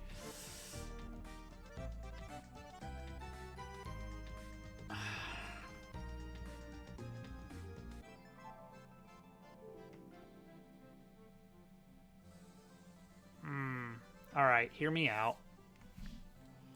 Hear me out.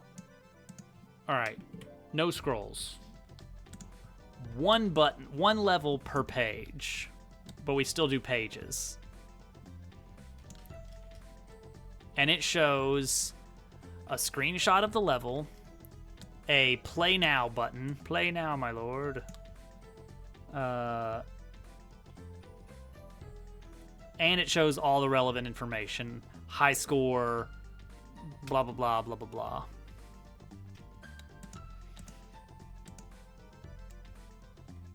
Big, big, big, big. Now, there's a few benefits for that. One, get a cleaner button here.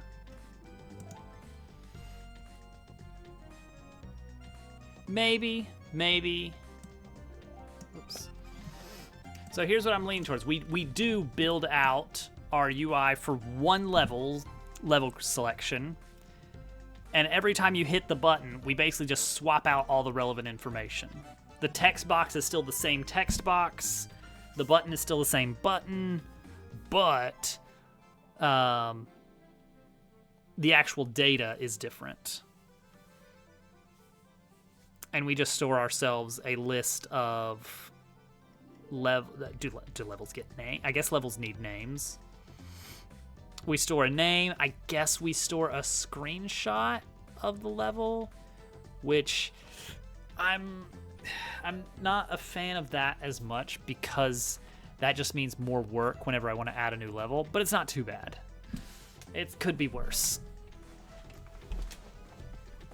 And I guess it doesn't need to show the entire screen, it just needs to show the play area. But we're not going to be able to get that dynamically easily. If we can, I'm guessing it's going to be more work than just grabbing what we need.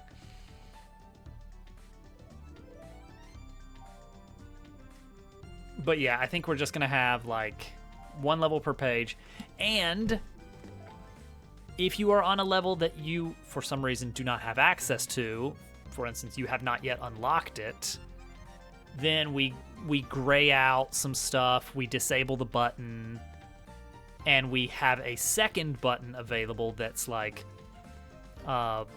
unlock, and that button is only available if you have the appropriate amount of previous levels completed. And so this lets you you can scroll through and look forward to levels. From a gameplay perspective, do you spend the medals or do you just need to have them? I'm leaning towards you just have to have enough, but they don't actually get consumed in the unlock. Because it makes it more forgiving. It's like, oh, I don't like the level I unlocked. I want to go play a different one instead. Well, too bad. You spent your medals, so now you gotta work your way up to get that other level unlocked.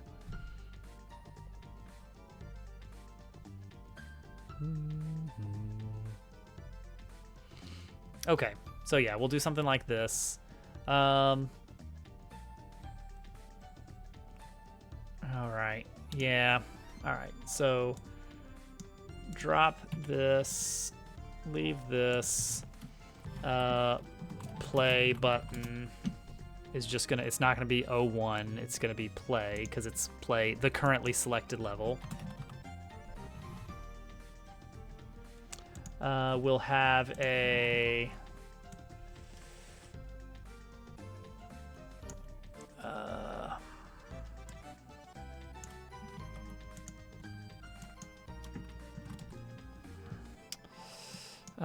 this is going to be a little bit smaller font, not that small.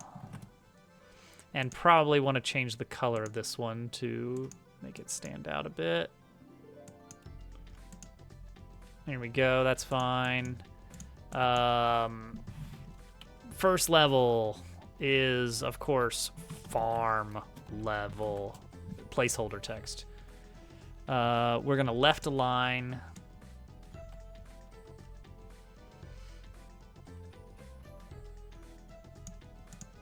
We're gonna throw a screenshot on here. Like, this is what this level looks like. The Pin Pal. This is it. Pinned Pals. There you go. That's canon. I guess select a level doesn't need to be as huge now that I think about it. It can be a little bit more like move the focus to the name of the level instead. Pinned Pals. Play.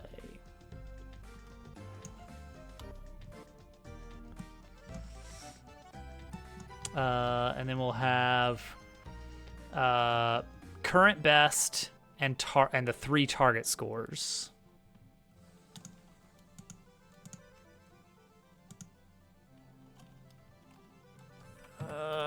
Level tide. I do actually need to name these objects now because we're going to be searching for them to replace the text later. Pinned Pals.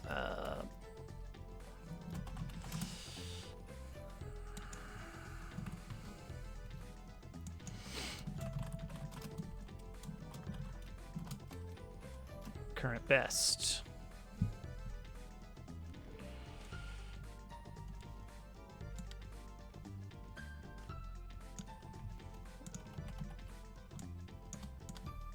And then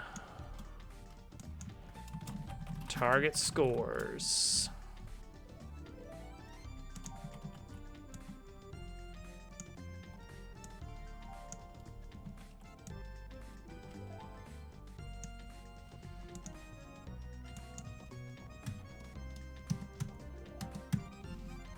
I don't like how much space on each new line. Is there a way we can adjust that?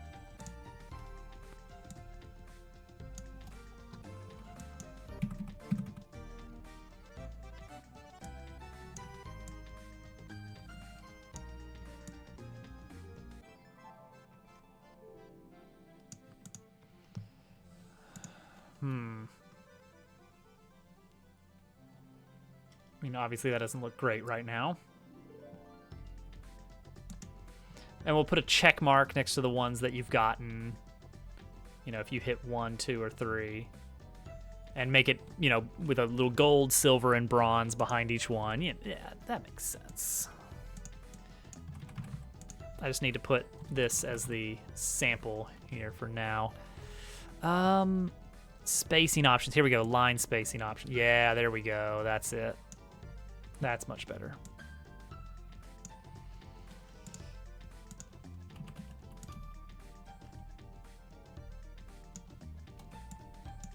Okay. That looks good. Yeah, so 4444, that's probably like the widest we would ever need for that text. But this does leave us a lot of extra room. I think we want...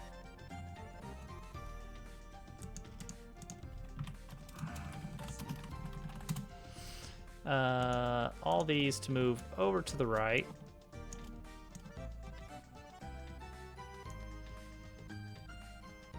That's fine. This will line up around here.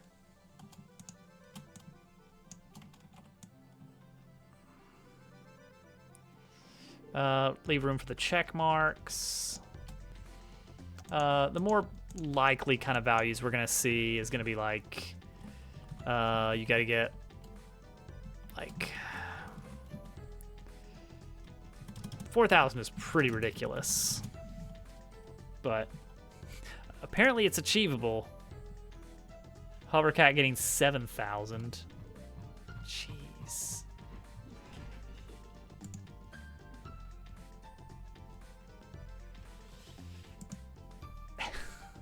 It's such a good score. And she had like on top of that, she had what was she sitting on? She had 2 cows sitting on that as well. Yeah, it was ridiculous.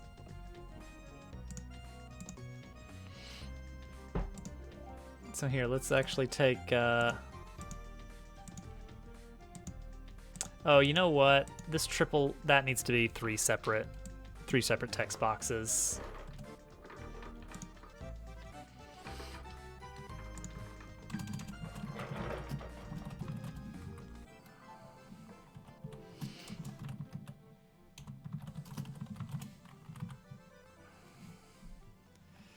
Yeah. What we're gonna do here. Target score 1.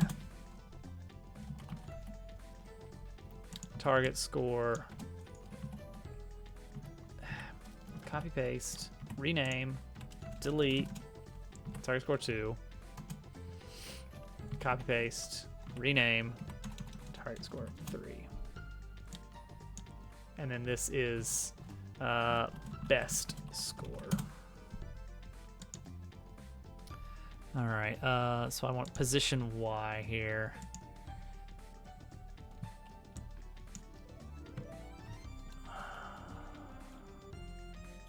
I see, okay.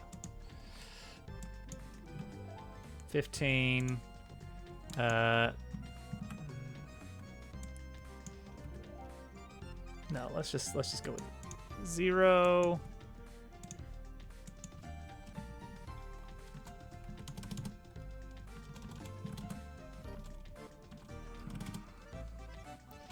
Negative 80, nope. Negative 7, 60, 50, negative 50 for now.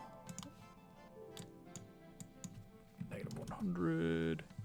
Nope, not enough apparently. That looks decent.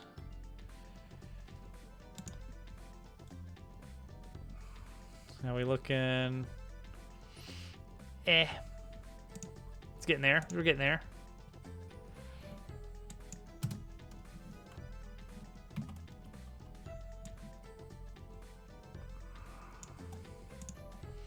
Okay, I think that's fine. We need symbols for metals.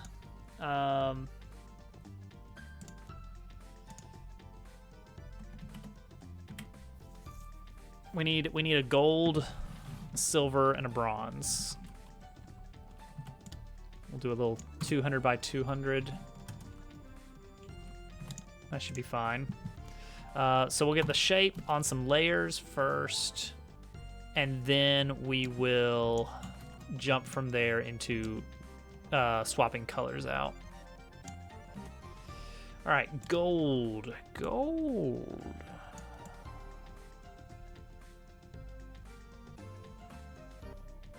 Gold metal. Nice yellow orange into a deeper orange.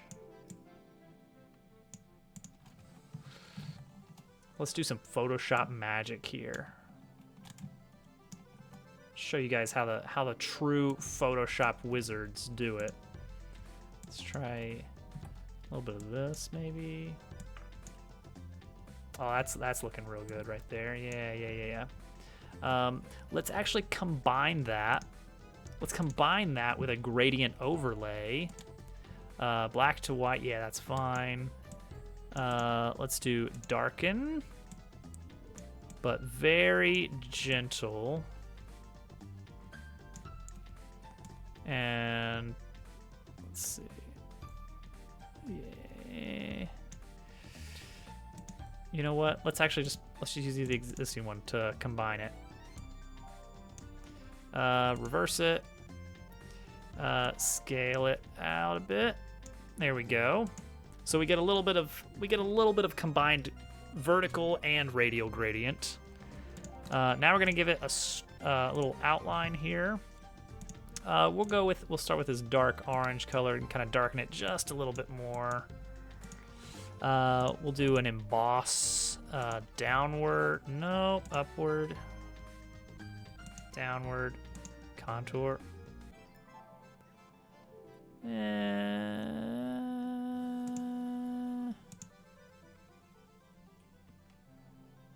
that's our shading angle. I like this side better. Yeah, we'll go with that. But let's reduce the depth a little bit, make it a little bit less crazy. Like that. All right, that's looking real good. Get a nice shine on that. We need some ribbon behind it, so let's just go ahead and knock that out real quick. Ribbon color will probably be different per metal. Let's get this nice pinkish red here. Let's see, your typical ribbon shape on one of these is gonna be something like that, right?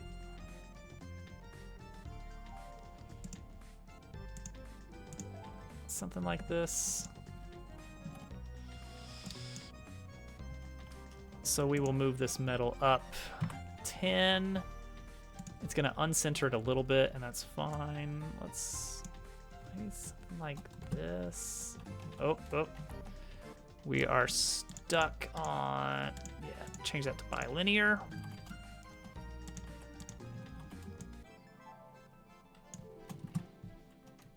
Yeah, let's actually duplicate.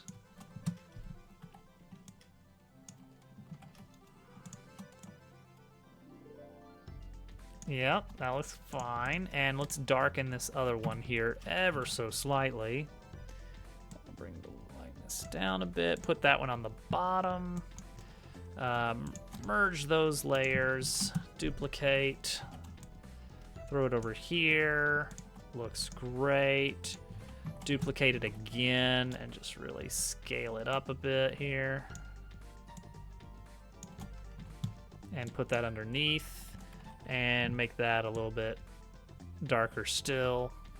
That looks a little bit spiky. It's fine. Don't worry about it. That's just part of it. And what is the emblem we're gonna have here? We want to have some kind of emblem, and I don't think we want to have the donkey face. What are the pals? What is this is the actual emblem we're gonna use here? A star? You get stars in this game, you know? We could just grab the star. It is in fact just a star. It is just a straight up star shape.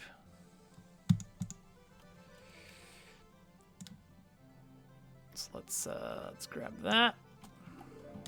Get that centered to our liking. Ooh, I kind of like the red, weirdly.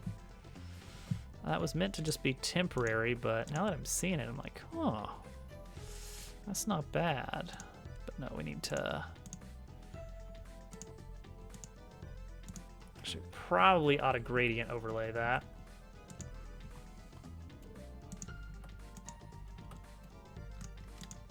Take off that color overlay, replace it with a gradient overlay of this type. Reverse that. That's pretty good. That's pretty good.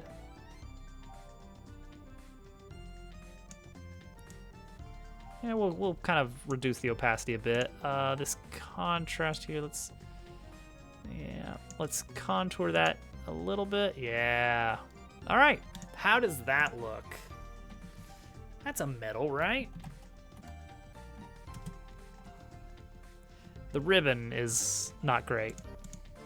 I think our problem with the ribbon really is I just ran out of room, and I didn't want to bother adding in a better ribbon. That is my true and honest reasoning for the ribbon looking like that.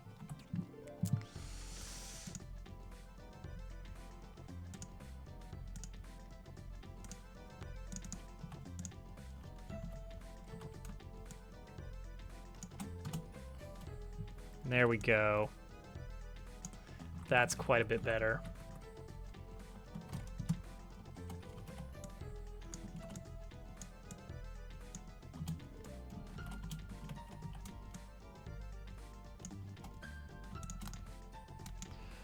Merge these, make them a darker, deeper shade. You know what? Don't merge them, after all. Because we can make them slightly different, darker and deeper shades. All right, yay or nay? How are we feeling about this lovely metal here? Do we feel accomplished?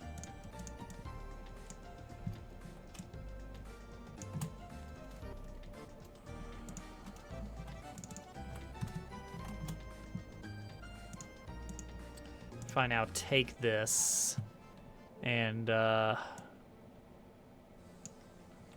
it's fine, I guess. Oh no. Oh wait, should the ribbon be blue? Maybe it'll just always be red. I don't know, we'll see. All right, so now we gotta do a lot of shenanigans here to get the gradient overlay to work properly.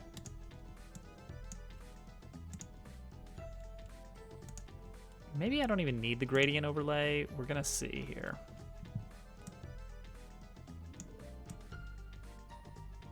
A little bit blue, a little bit brighter for silver.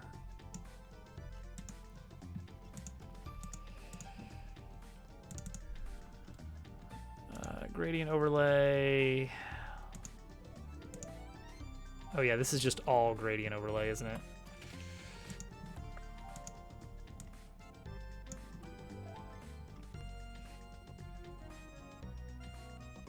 That's a good point. Ribbon is a little flat.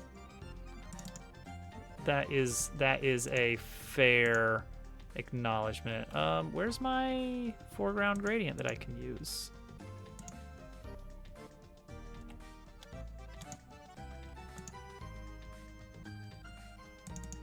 There it is. Okay, sure. I like that kind of bluish silver. Yeah, let's figure out what do we need to do to make this ribbon really pop.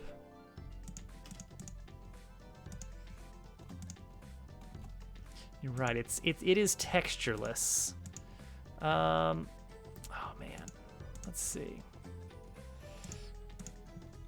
Can we give it a little bit of, what do we need? Inner shadow? No, not inner shadow.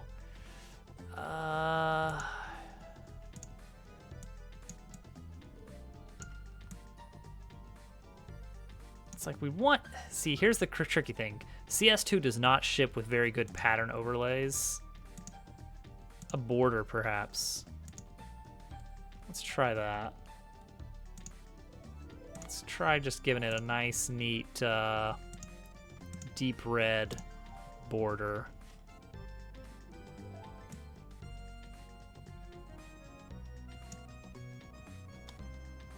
Stick with 4 pixels. I wonder if there is a pattern that would really...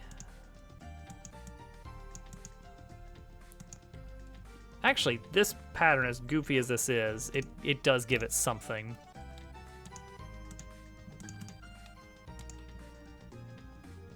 Whoop, gave it a little too much. There we go, that kind of stacks it a bit more.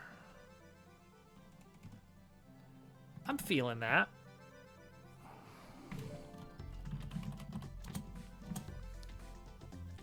This kind of works. Let's try it. Let's see how this is gonna look. If we take this over here.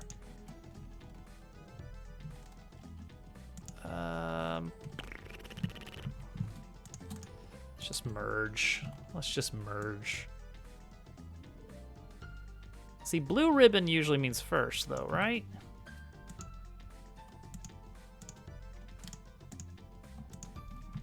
Like that's typically how you do that.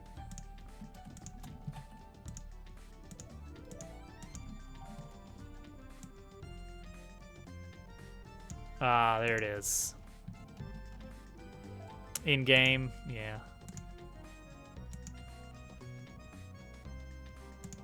See, that looks very, very nice and fancy. This is not quite there. And I think it's the color of the star is not matching well. There we go. I think that's a little bit nicer. And then duplicate once more. And we'll work on getting our copper.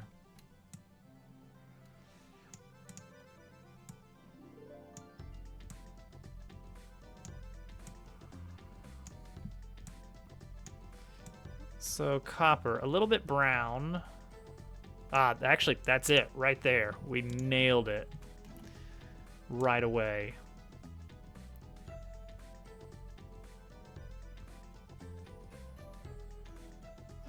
Yeah, maybe green. You know, like a rusty copper. So I think normally you would do like white ribbons if you were doing like county fair style measurements, but I don't think that's gonna look as nice. Let's change this border color. That doesn't match anymore. There we go, that's fine. So what do we got? We got blue ribbon, red ribbon, so we gotta go with green ribbon.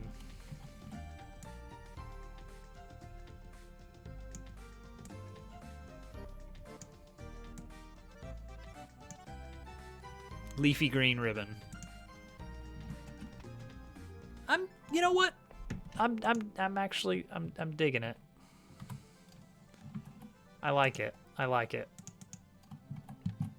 I'm putting it in. It's going in the game.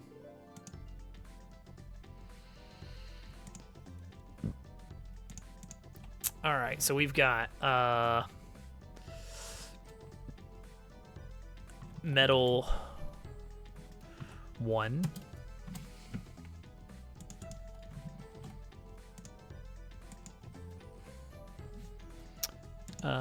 Metal 2. And metal 3. I think that turned out pretty good. All right, we do need more. Yeah, we're getting a little bit. Things are getting a little bit crowded in this file, in this folder here.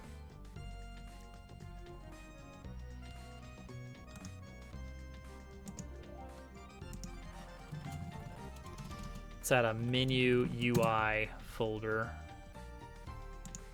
for these kinds of things here.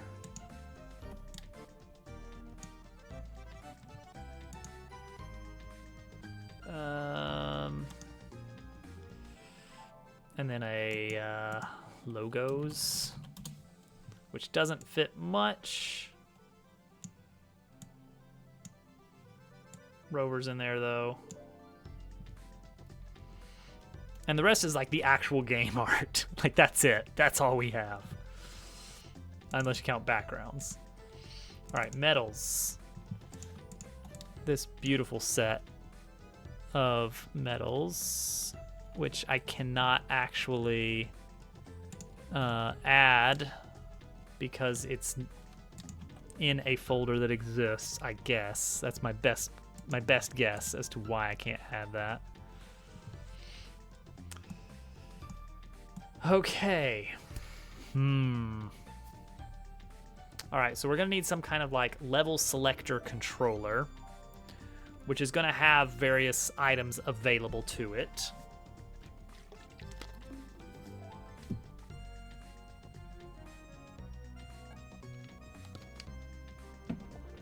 So that it will be able to look up scores, compare it against, oh geez, so we need like a level data. I want to have a controller, like just kind of a function that not even a function. I just want a list. I just want a list of level objects, but not like scenes. Something that I can look at that will map, okay, level index 0 is for the scene called, and then, you know, whatever the level name is, level _ demo, or whatever we go with. And it has the name of Pinned Pals, and it has target scores of 4,000, 3,000, 2,000. and then we can look up the best from the actual like player data. And it has thumbnail image ID of whatever. Thumbnail is the thumbnail. I'm not 100% sure how we're gonna do. I guess we just have to have it in a big list, unfortunately. Yeah. All right. So we need 2 new classes. So let's have a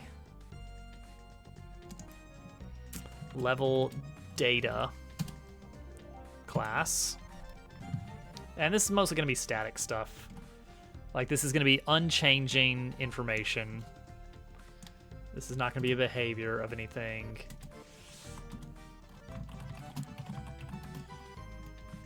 Ooh, I need to actually define my little helper class here. Public class. I mean, level data would be great. And then a static method somehow available. All right, so what does a level data information object have? It has level. Jeez, the AI stuff. I don't know. Level description could be fun. Where would I even have room for a level description? Not really. Let's not bother. Let's see here. Public int target score 1, 2, and 3.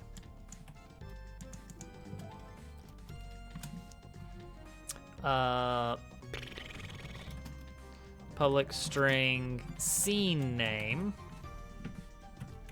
because we got to know like how to load the level. Technically we need to figure out, no, we don't need thumbnails. And so the level controller is just going to store like a, yeah, it's a thing.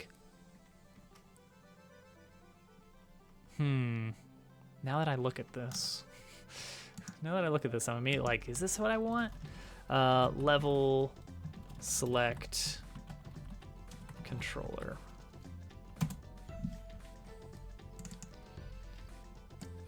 Because maybe that could go in here. All right, private int current selection index. You know, which page are you on? Oh, unlock cost. Public int unlock threshold, I guess, is more accurate. We want to know how many medals does it take to unlock the level, so that we know whether or not to enable the unlock level button. And we're going to store somewhere a, you know, is unlocked value in the player prefs. If unlock equals 0 if level is initially unlocked at game start.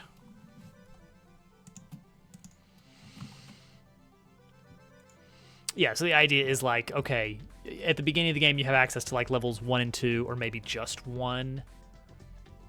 I asked a girl out on a date. We went out for dinner and then out for a walk in the park. We went back to my place and then we touched horses. It sounds like a lovely time. And then everything disappeared.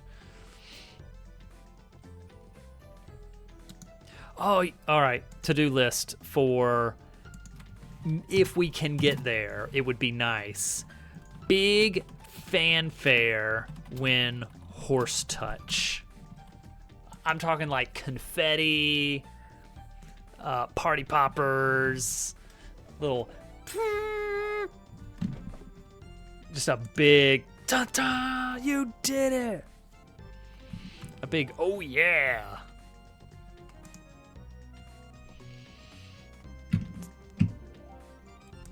oh, and then like a really crappy horse appears on the screen with a, I don't know, whatever the horse equivalent of a thumbs up. Skibbity bop, welcome in. A horse should trot out by the fence and watch the game when you finally get the horses to touch. If you can manage to get the horses to touch, you've earned the horse watching you. But if you can't get it, you're just not gonna get it. Oh, I'm doing it again. I'm just idly like, oh yes, those are hilarious. I love those. Okay, we're gonna get rid of Photoshop. Can go away now. We're done with Photoshop. Back button was a terrible idea. We're just gonna use a regular button. All right. Level select controller. Oh, you know what'd be fun? All right, hang on. This is way not what we're supposed to be working on, but let's see here. Let's do something dumb real quick, just so there's something for you guys to watch while I'm like thinking really hard. We're gonna program in a really quick attract mode.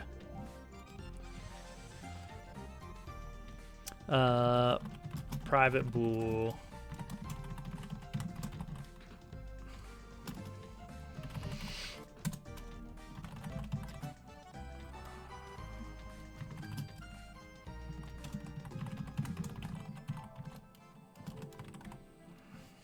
This is so dumb. This is so dumb, but it's gonna be fine. Trust me. All right. So normally, horizontal movement is done by this, but if attract mode, you guys know attract mode, right?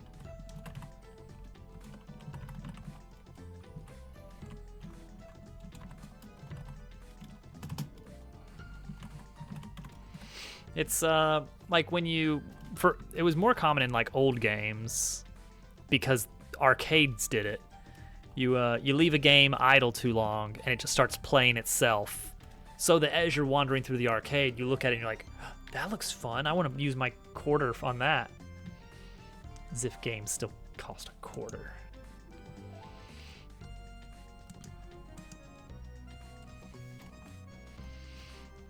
Ignore this awful stuff here.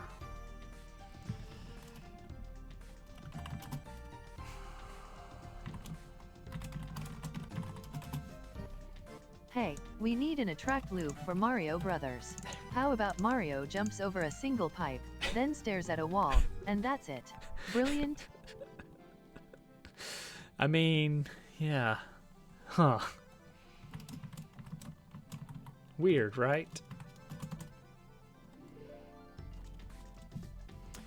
Place animal. It requires there to actually be an animal there. So this is gonna run like 60 times a second.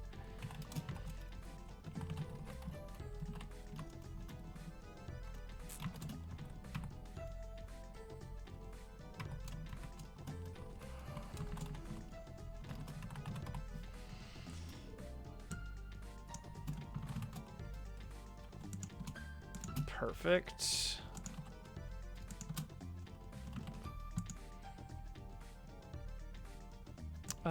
And then this whole thing about transform position. Where is it? Max X.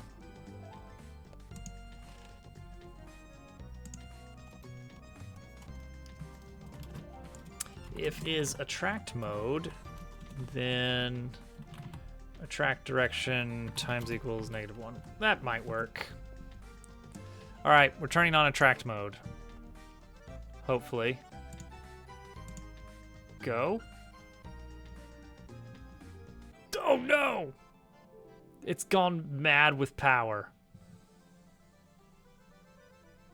But it is dropping things, you have to admit.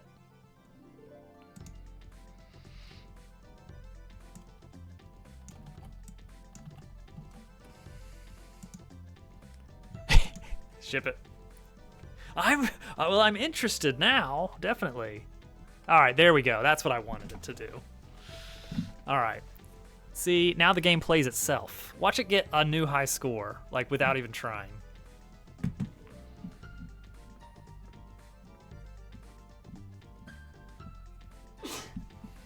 Bless you.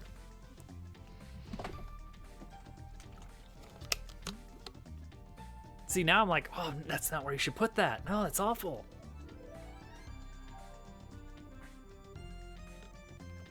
Has science gone too far?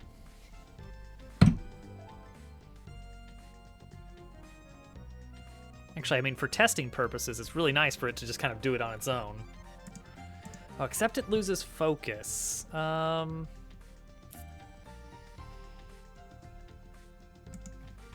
Unity, focus, editor. I don't want Unity editor, keep playing. Here we go, keep editor playing when not in focus. Project settings, player, resolution, and presentation. What? That's a... Okay. Project settings, player, resolution, and presentation. Run in background. Oh, yeah. All right, there we go. Cool. That's... I wouldn't expect... Attract more scores are logged, and it scored 5,000 points. Why not 6? We know it's possible. Hovercat got over 7,000 points in this GQ.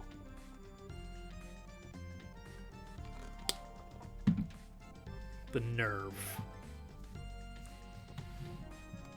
Oh, this isn't going well. This isn't going well. Well, we got a goat. It's actually quite a lot of pigs.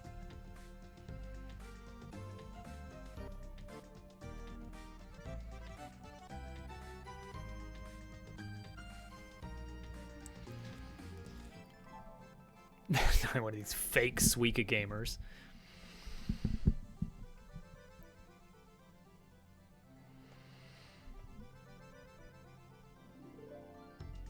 I'm mesmerized. I can't look away. Okay, what were we looking at? Level select controller, and what do we need to do for a level select controller? So the idea is we're gonna serialize some fields. We want it to know text mesh pro GUI.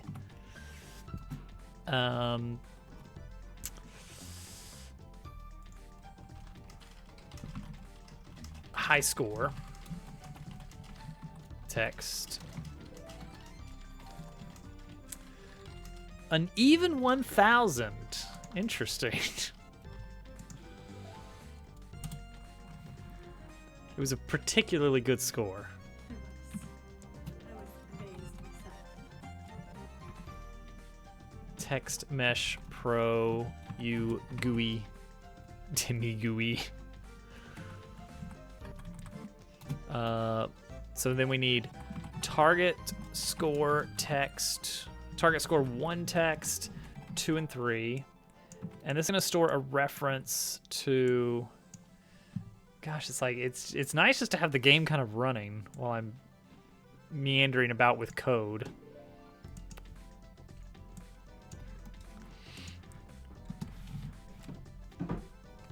It's like it's doing the testing for me.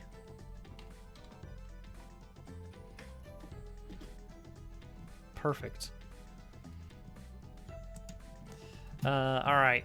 So we have a reference to, hey, what item do where do I put the high score text? Where do I put the target score text? We need a reference to level name text.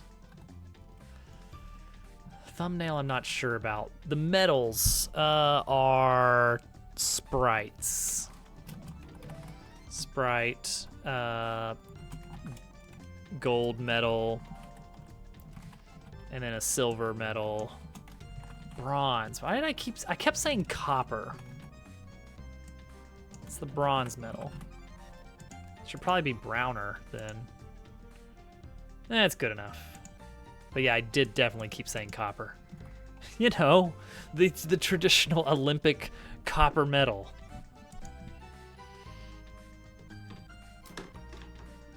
A lot more dogs in this one.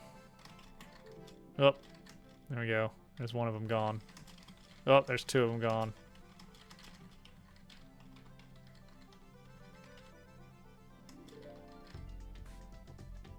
You just never know what you're gonna get here.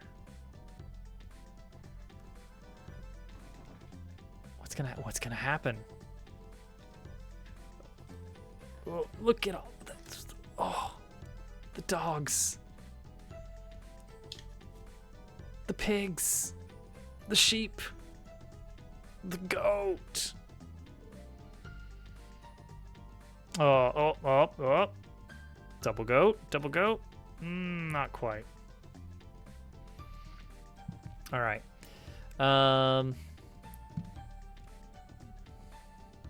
Get those three in, and then on start, we're gonna start requesting some information. Goat.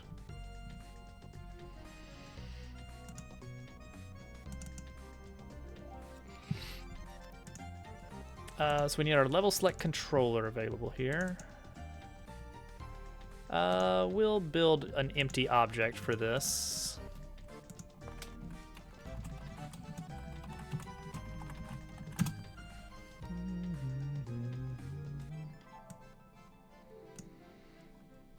Oh, look at that. Look at that junk here. Okay, so in our canvas, we have target score 1 text, target score 2 text to here, target score 3 text to here, high score text to here, and then we need to put in our art assets into this object here. Metals. Gold, silver, bronze, and those are just gonna get placed onto the game like somewhere. Can't see it there. Probably fine. It's because the backdrop is on top, I guess. No, it's because the menu base is here. There we go. So yeah, we probably also need hotspots for the metals to go on. They're gonna be very, very teeny tiny. When we draw, can we choose to render a sprite in grayscale or something? Or is that not allowed? Or maybe we should only put the this one here and like gray out the target score, but then like whichever one you have earned goes here or something.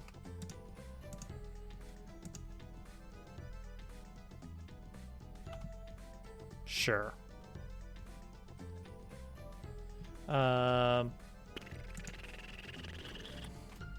Metal placeholder, which that also needs to be a serialized field. Metal placeholder.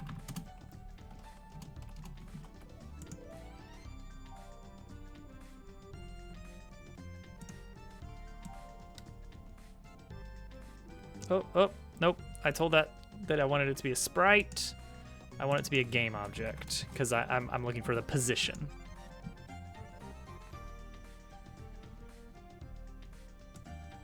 There we go. Beautiful.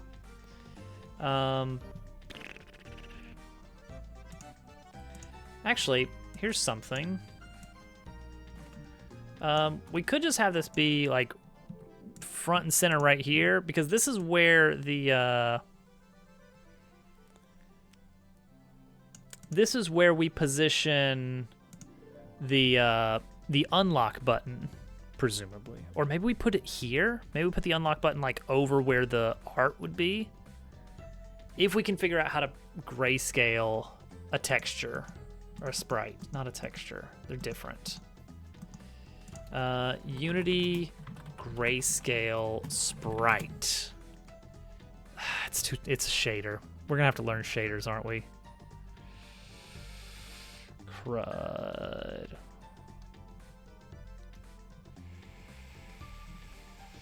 That's something for doing in my own time, I think.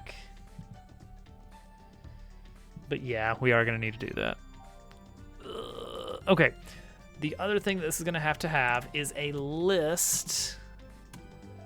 No, I don't know if I want to have this in a list here.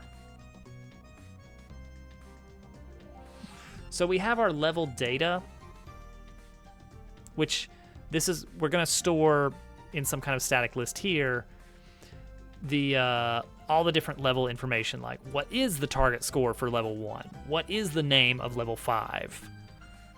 How many medals do you need to unlock level 7? All that information is going to be here. But the thing that I'm not storing right now is the thumbnails, because how am I going to load those? Normally, I would do something similar to what I'm doing with storing the metal art here, which is have a list of things I can drag, and I can just drag it in from our assets, and it makes it easy to swap out. Maybe that's what I do. But then it kind of separates it from this. Can I serialize a complex object in Unity's component system? So let me explain what you can do in Unity. Is you can do a list of string, and I can just call that level names for now. And what that lets me do, what that opens up is I now have in my editor, I can say I have 3 levels, and then it gives me 3 text boxes, and I can say, all right, level 1 is test, level 2 is test, level 3 is high. And now that data is available there. But so far, I've only done this with mostly primitive kind of data types, just strings of text or integers, or in some cases, existing objects. But if I wanted to make my own object, say a level data object, what would happen if I just said it's a list of level data?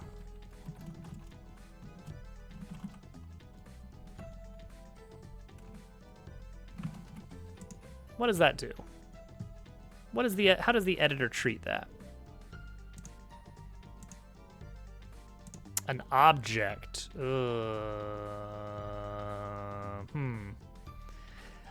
guess it is an object. And I can't really create an object that way. Unity Inspector Complex Object. Custom complex objects via Inspector.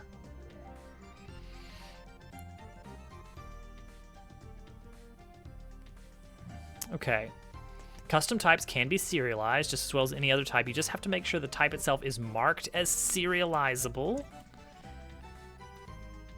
Okay. Let's try it then. So if I just... see, I don't really want it to be a mono behavior. So I could put the class in... All right, let's try this. Not that. In level data. So this doesn't even have to be a mono behavior. I don't know why I keep insisting. Okay, so what does that look like? No. Okay, hang on. The individual properties need to be serializable. Okay, I like where this is going. I like where this is going. And then nothing. It still doesn't work. Okay. Let's try this.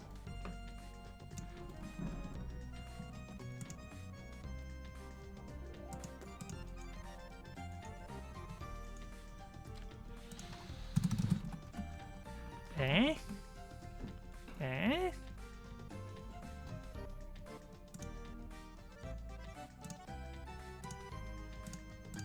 No.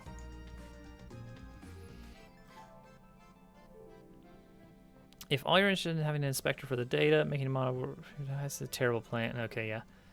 Scriptable objects. Right, that's fine, whatever.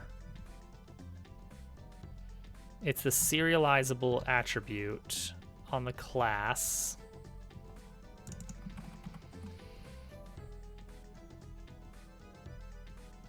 And then serialize field on the individual fields within that class. And then you can have my data array as a list of level datas. Oh, it's probably because I'm marking that as a mono behavior, maybe? Maybe?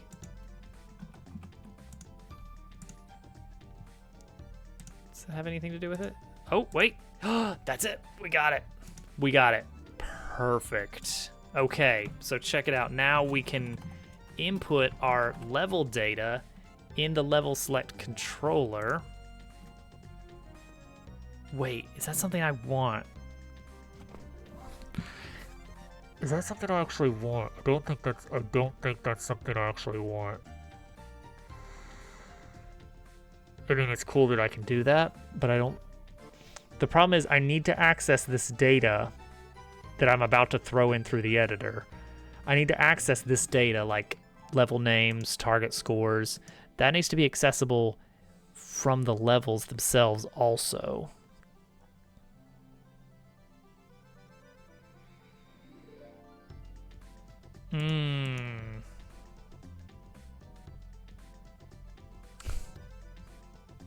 It does. It makes me think of Bomberman.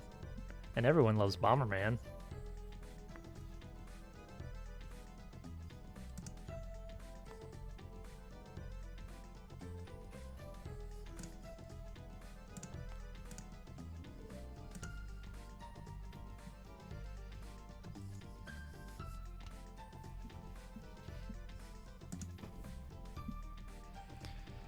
Dang it. Really, the only reason the only reason I wanted it available in the editor is because that would make it easy to drag and drop the image assets. Bomberman forever.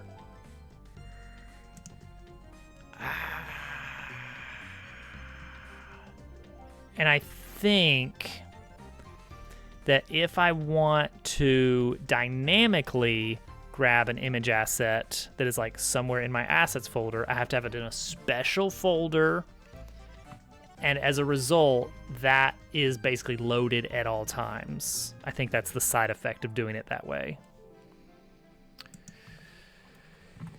Unity swap sprite dynamically. Or if it tells me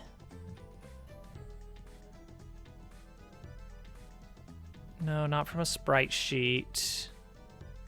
No, not a sprite array. Resources, there it is. Okay.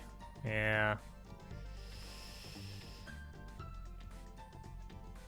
I figured I was gonna be getting on that. Yeah, you have to load sprite. Oh wait, well you can tell it when to load. You can tell it, all right, now I want this. Okay.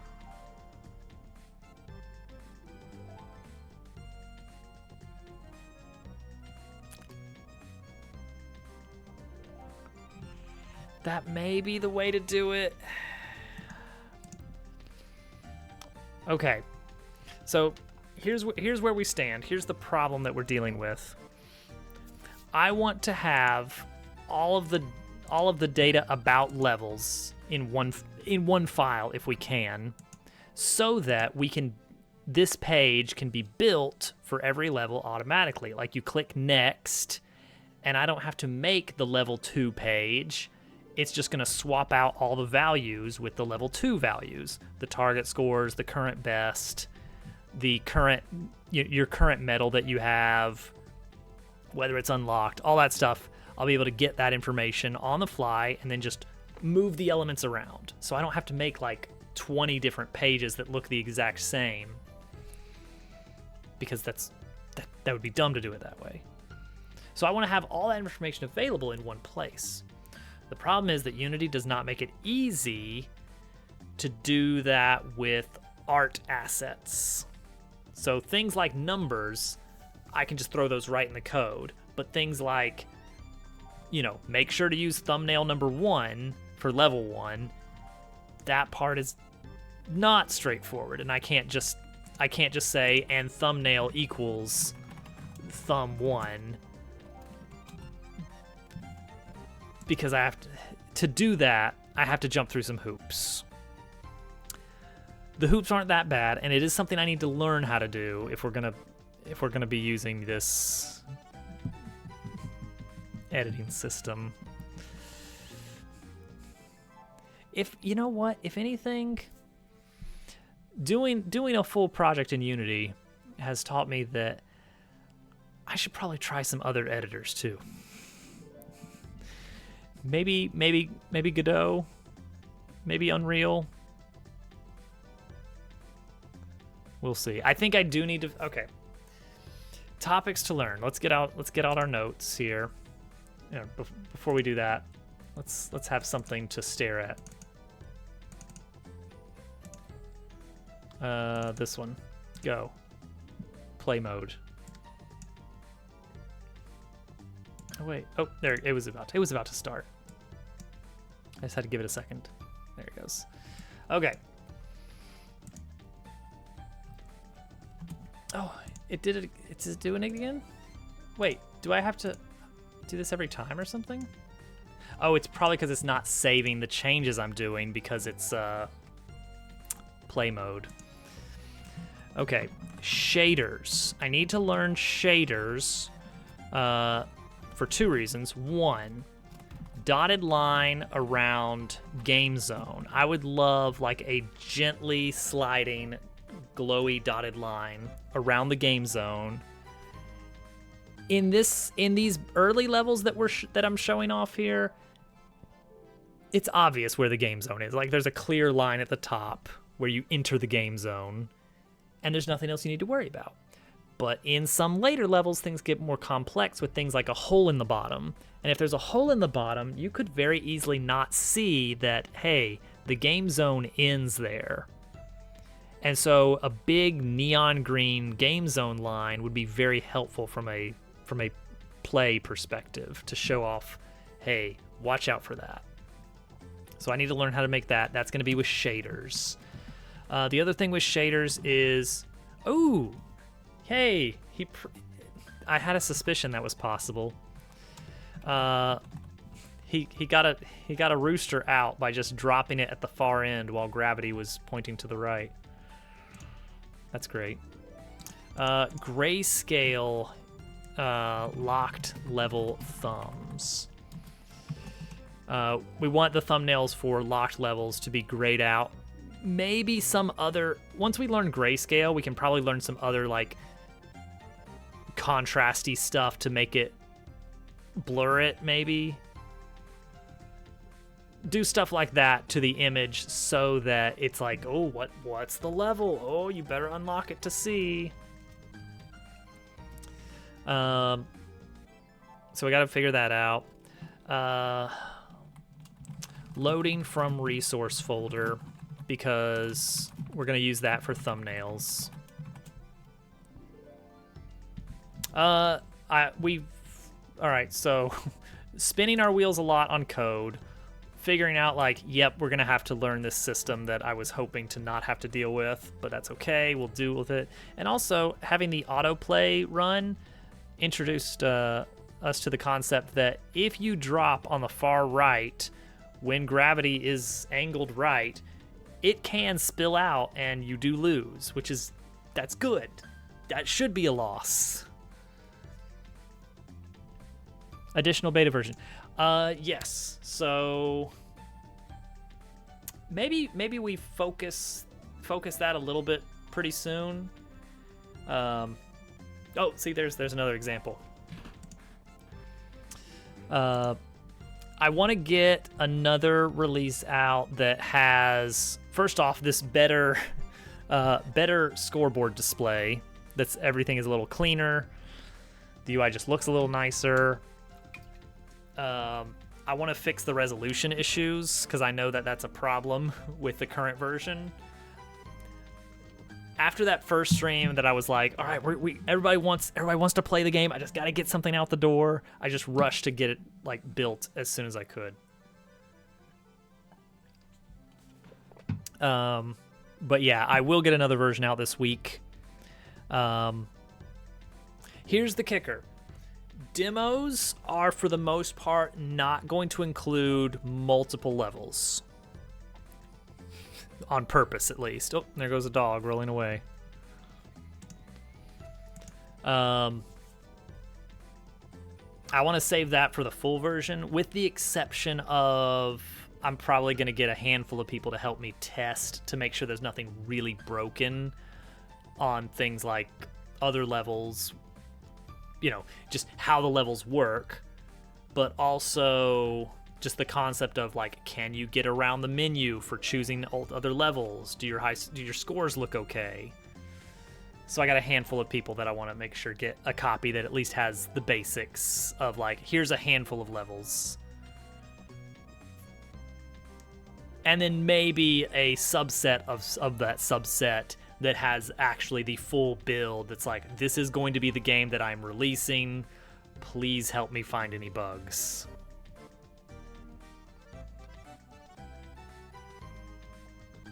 So that's the plan. That's the plan for release versions. Because we gotta ship this thing in like 3.5 weeks. I still gotta figure out music.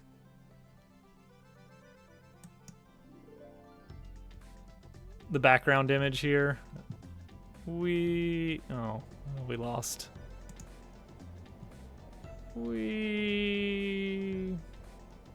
See, you're on a ship. And so everything's like rocking side to side with the sea. It's all very cool and interesting. And not motion sickness inducing at all. All right, I've updated my to-do list. We're actually knocking out some bugs. This is good. I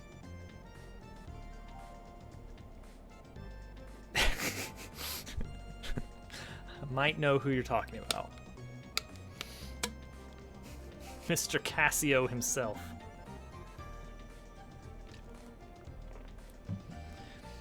Yeah, music is going to be an issue. Like, one thing is I could just get out some instruments and start strumming for a bit in front of the microphone and just have some I'm just playing some chords, just making some background music.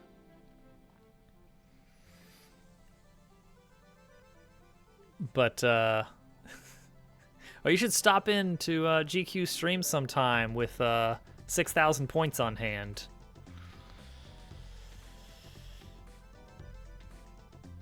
Teeless behavior.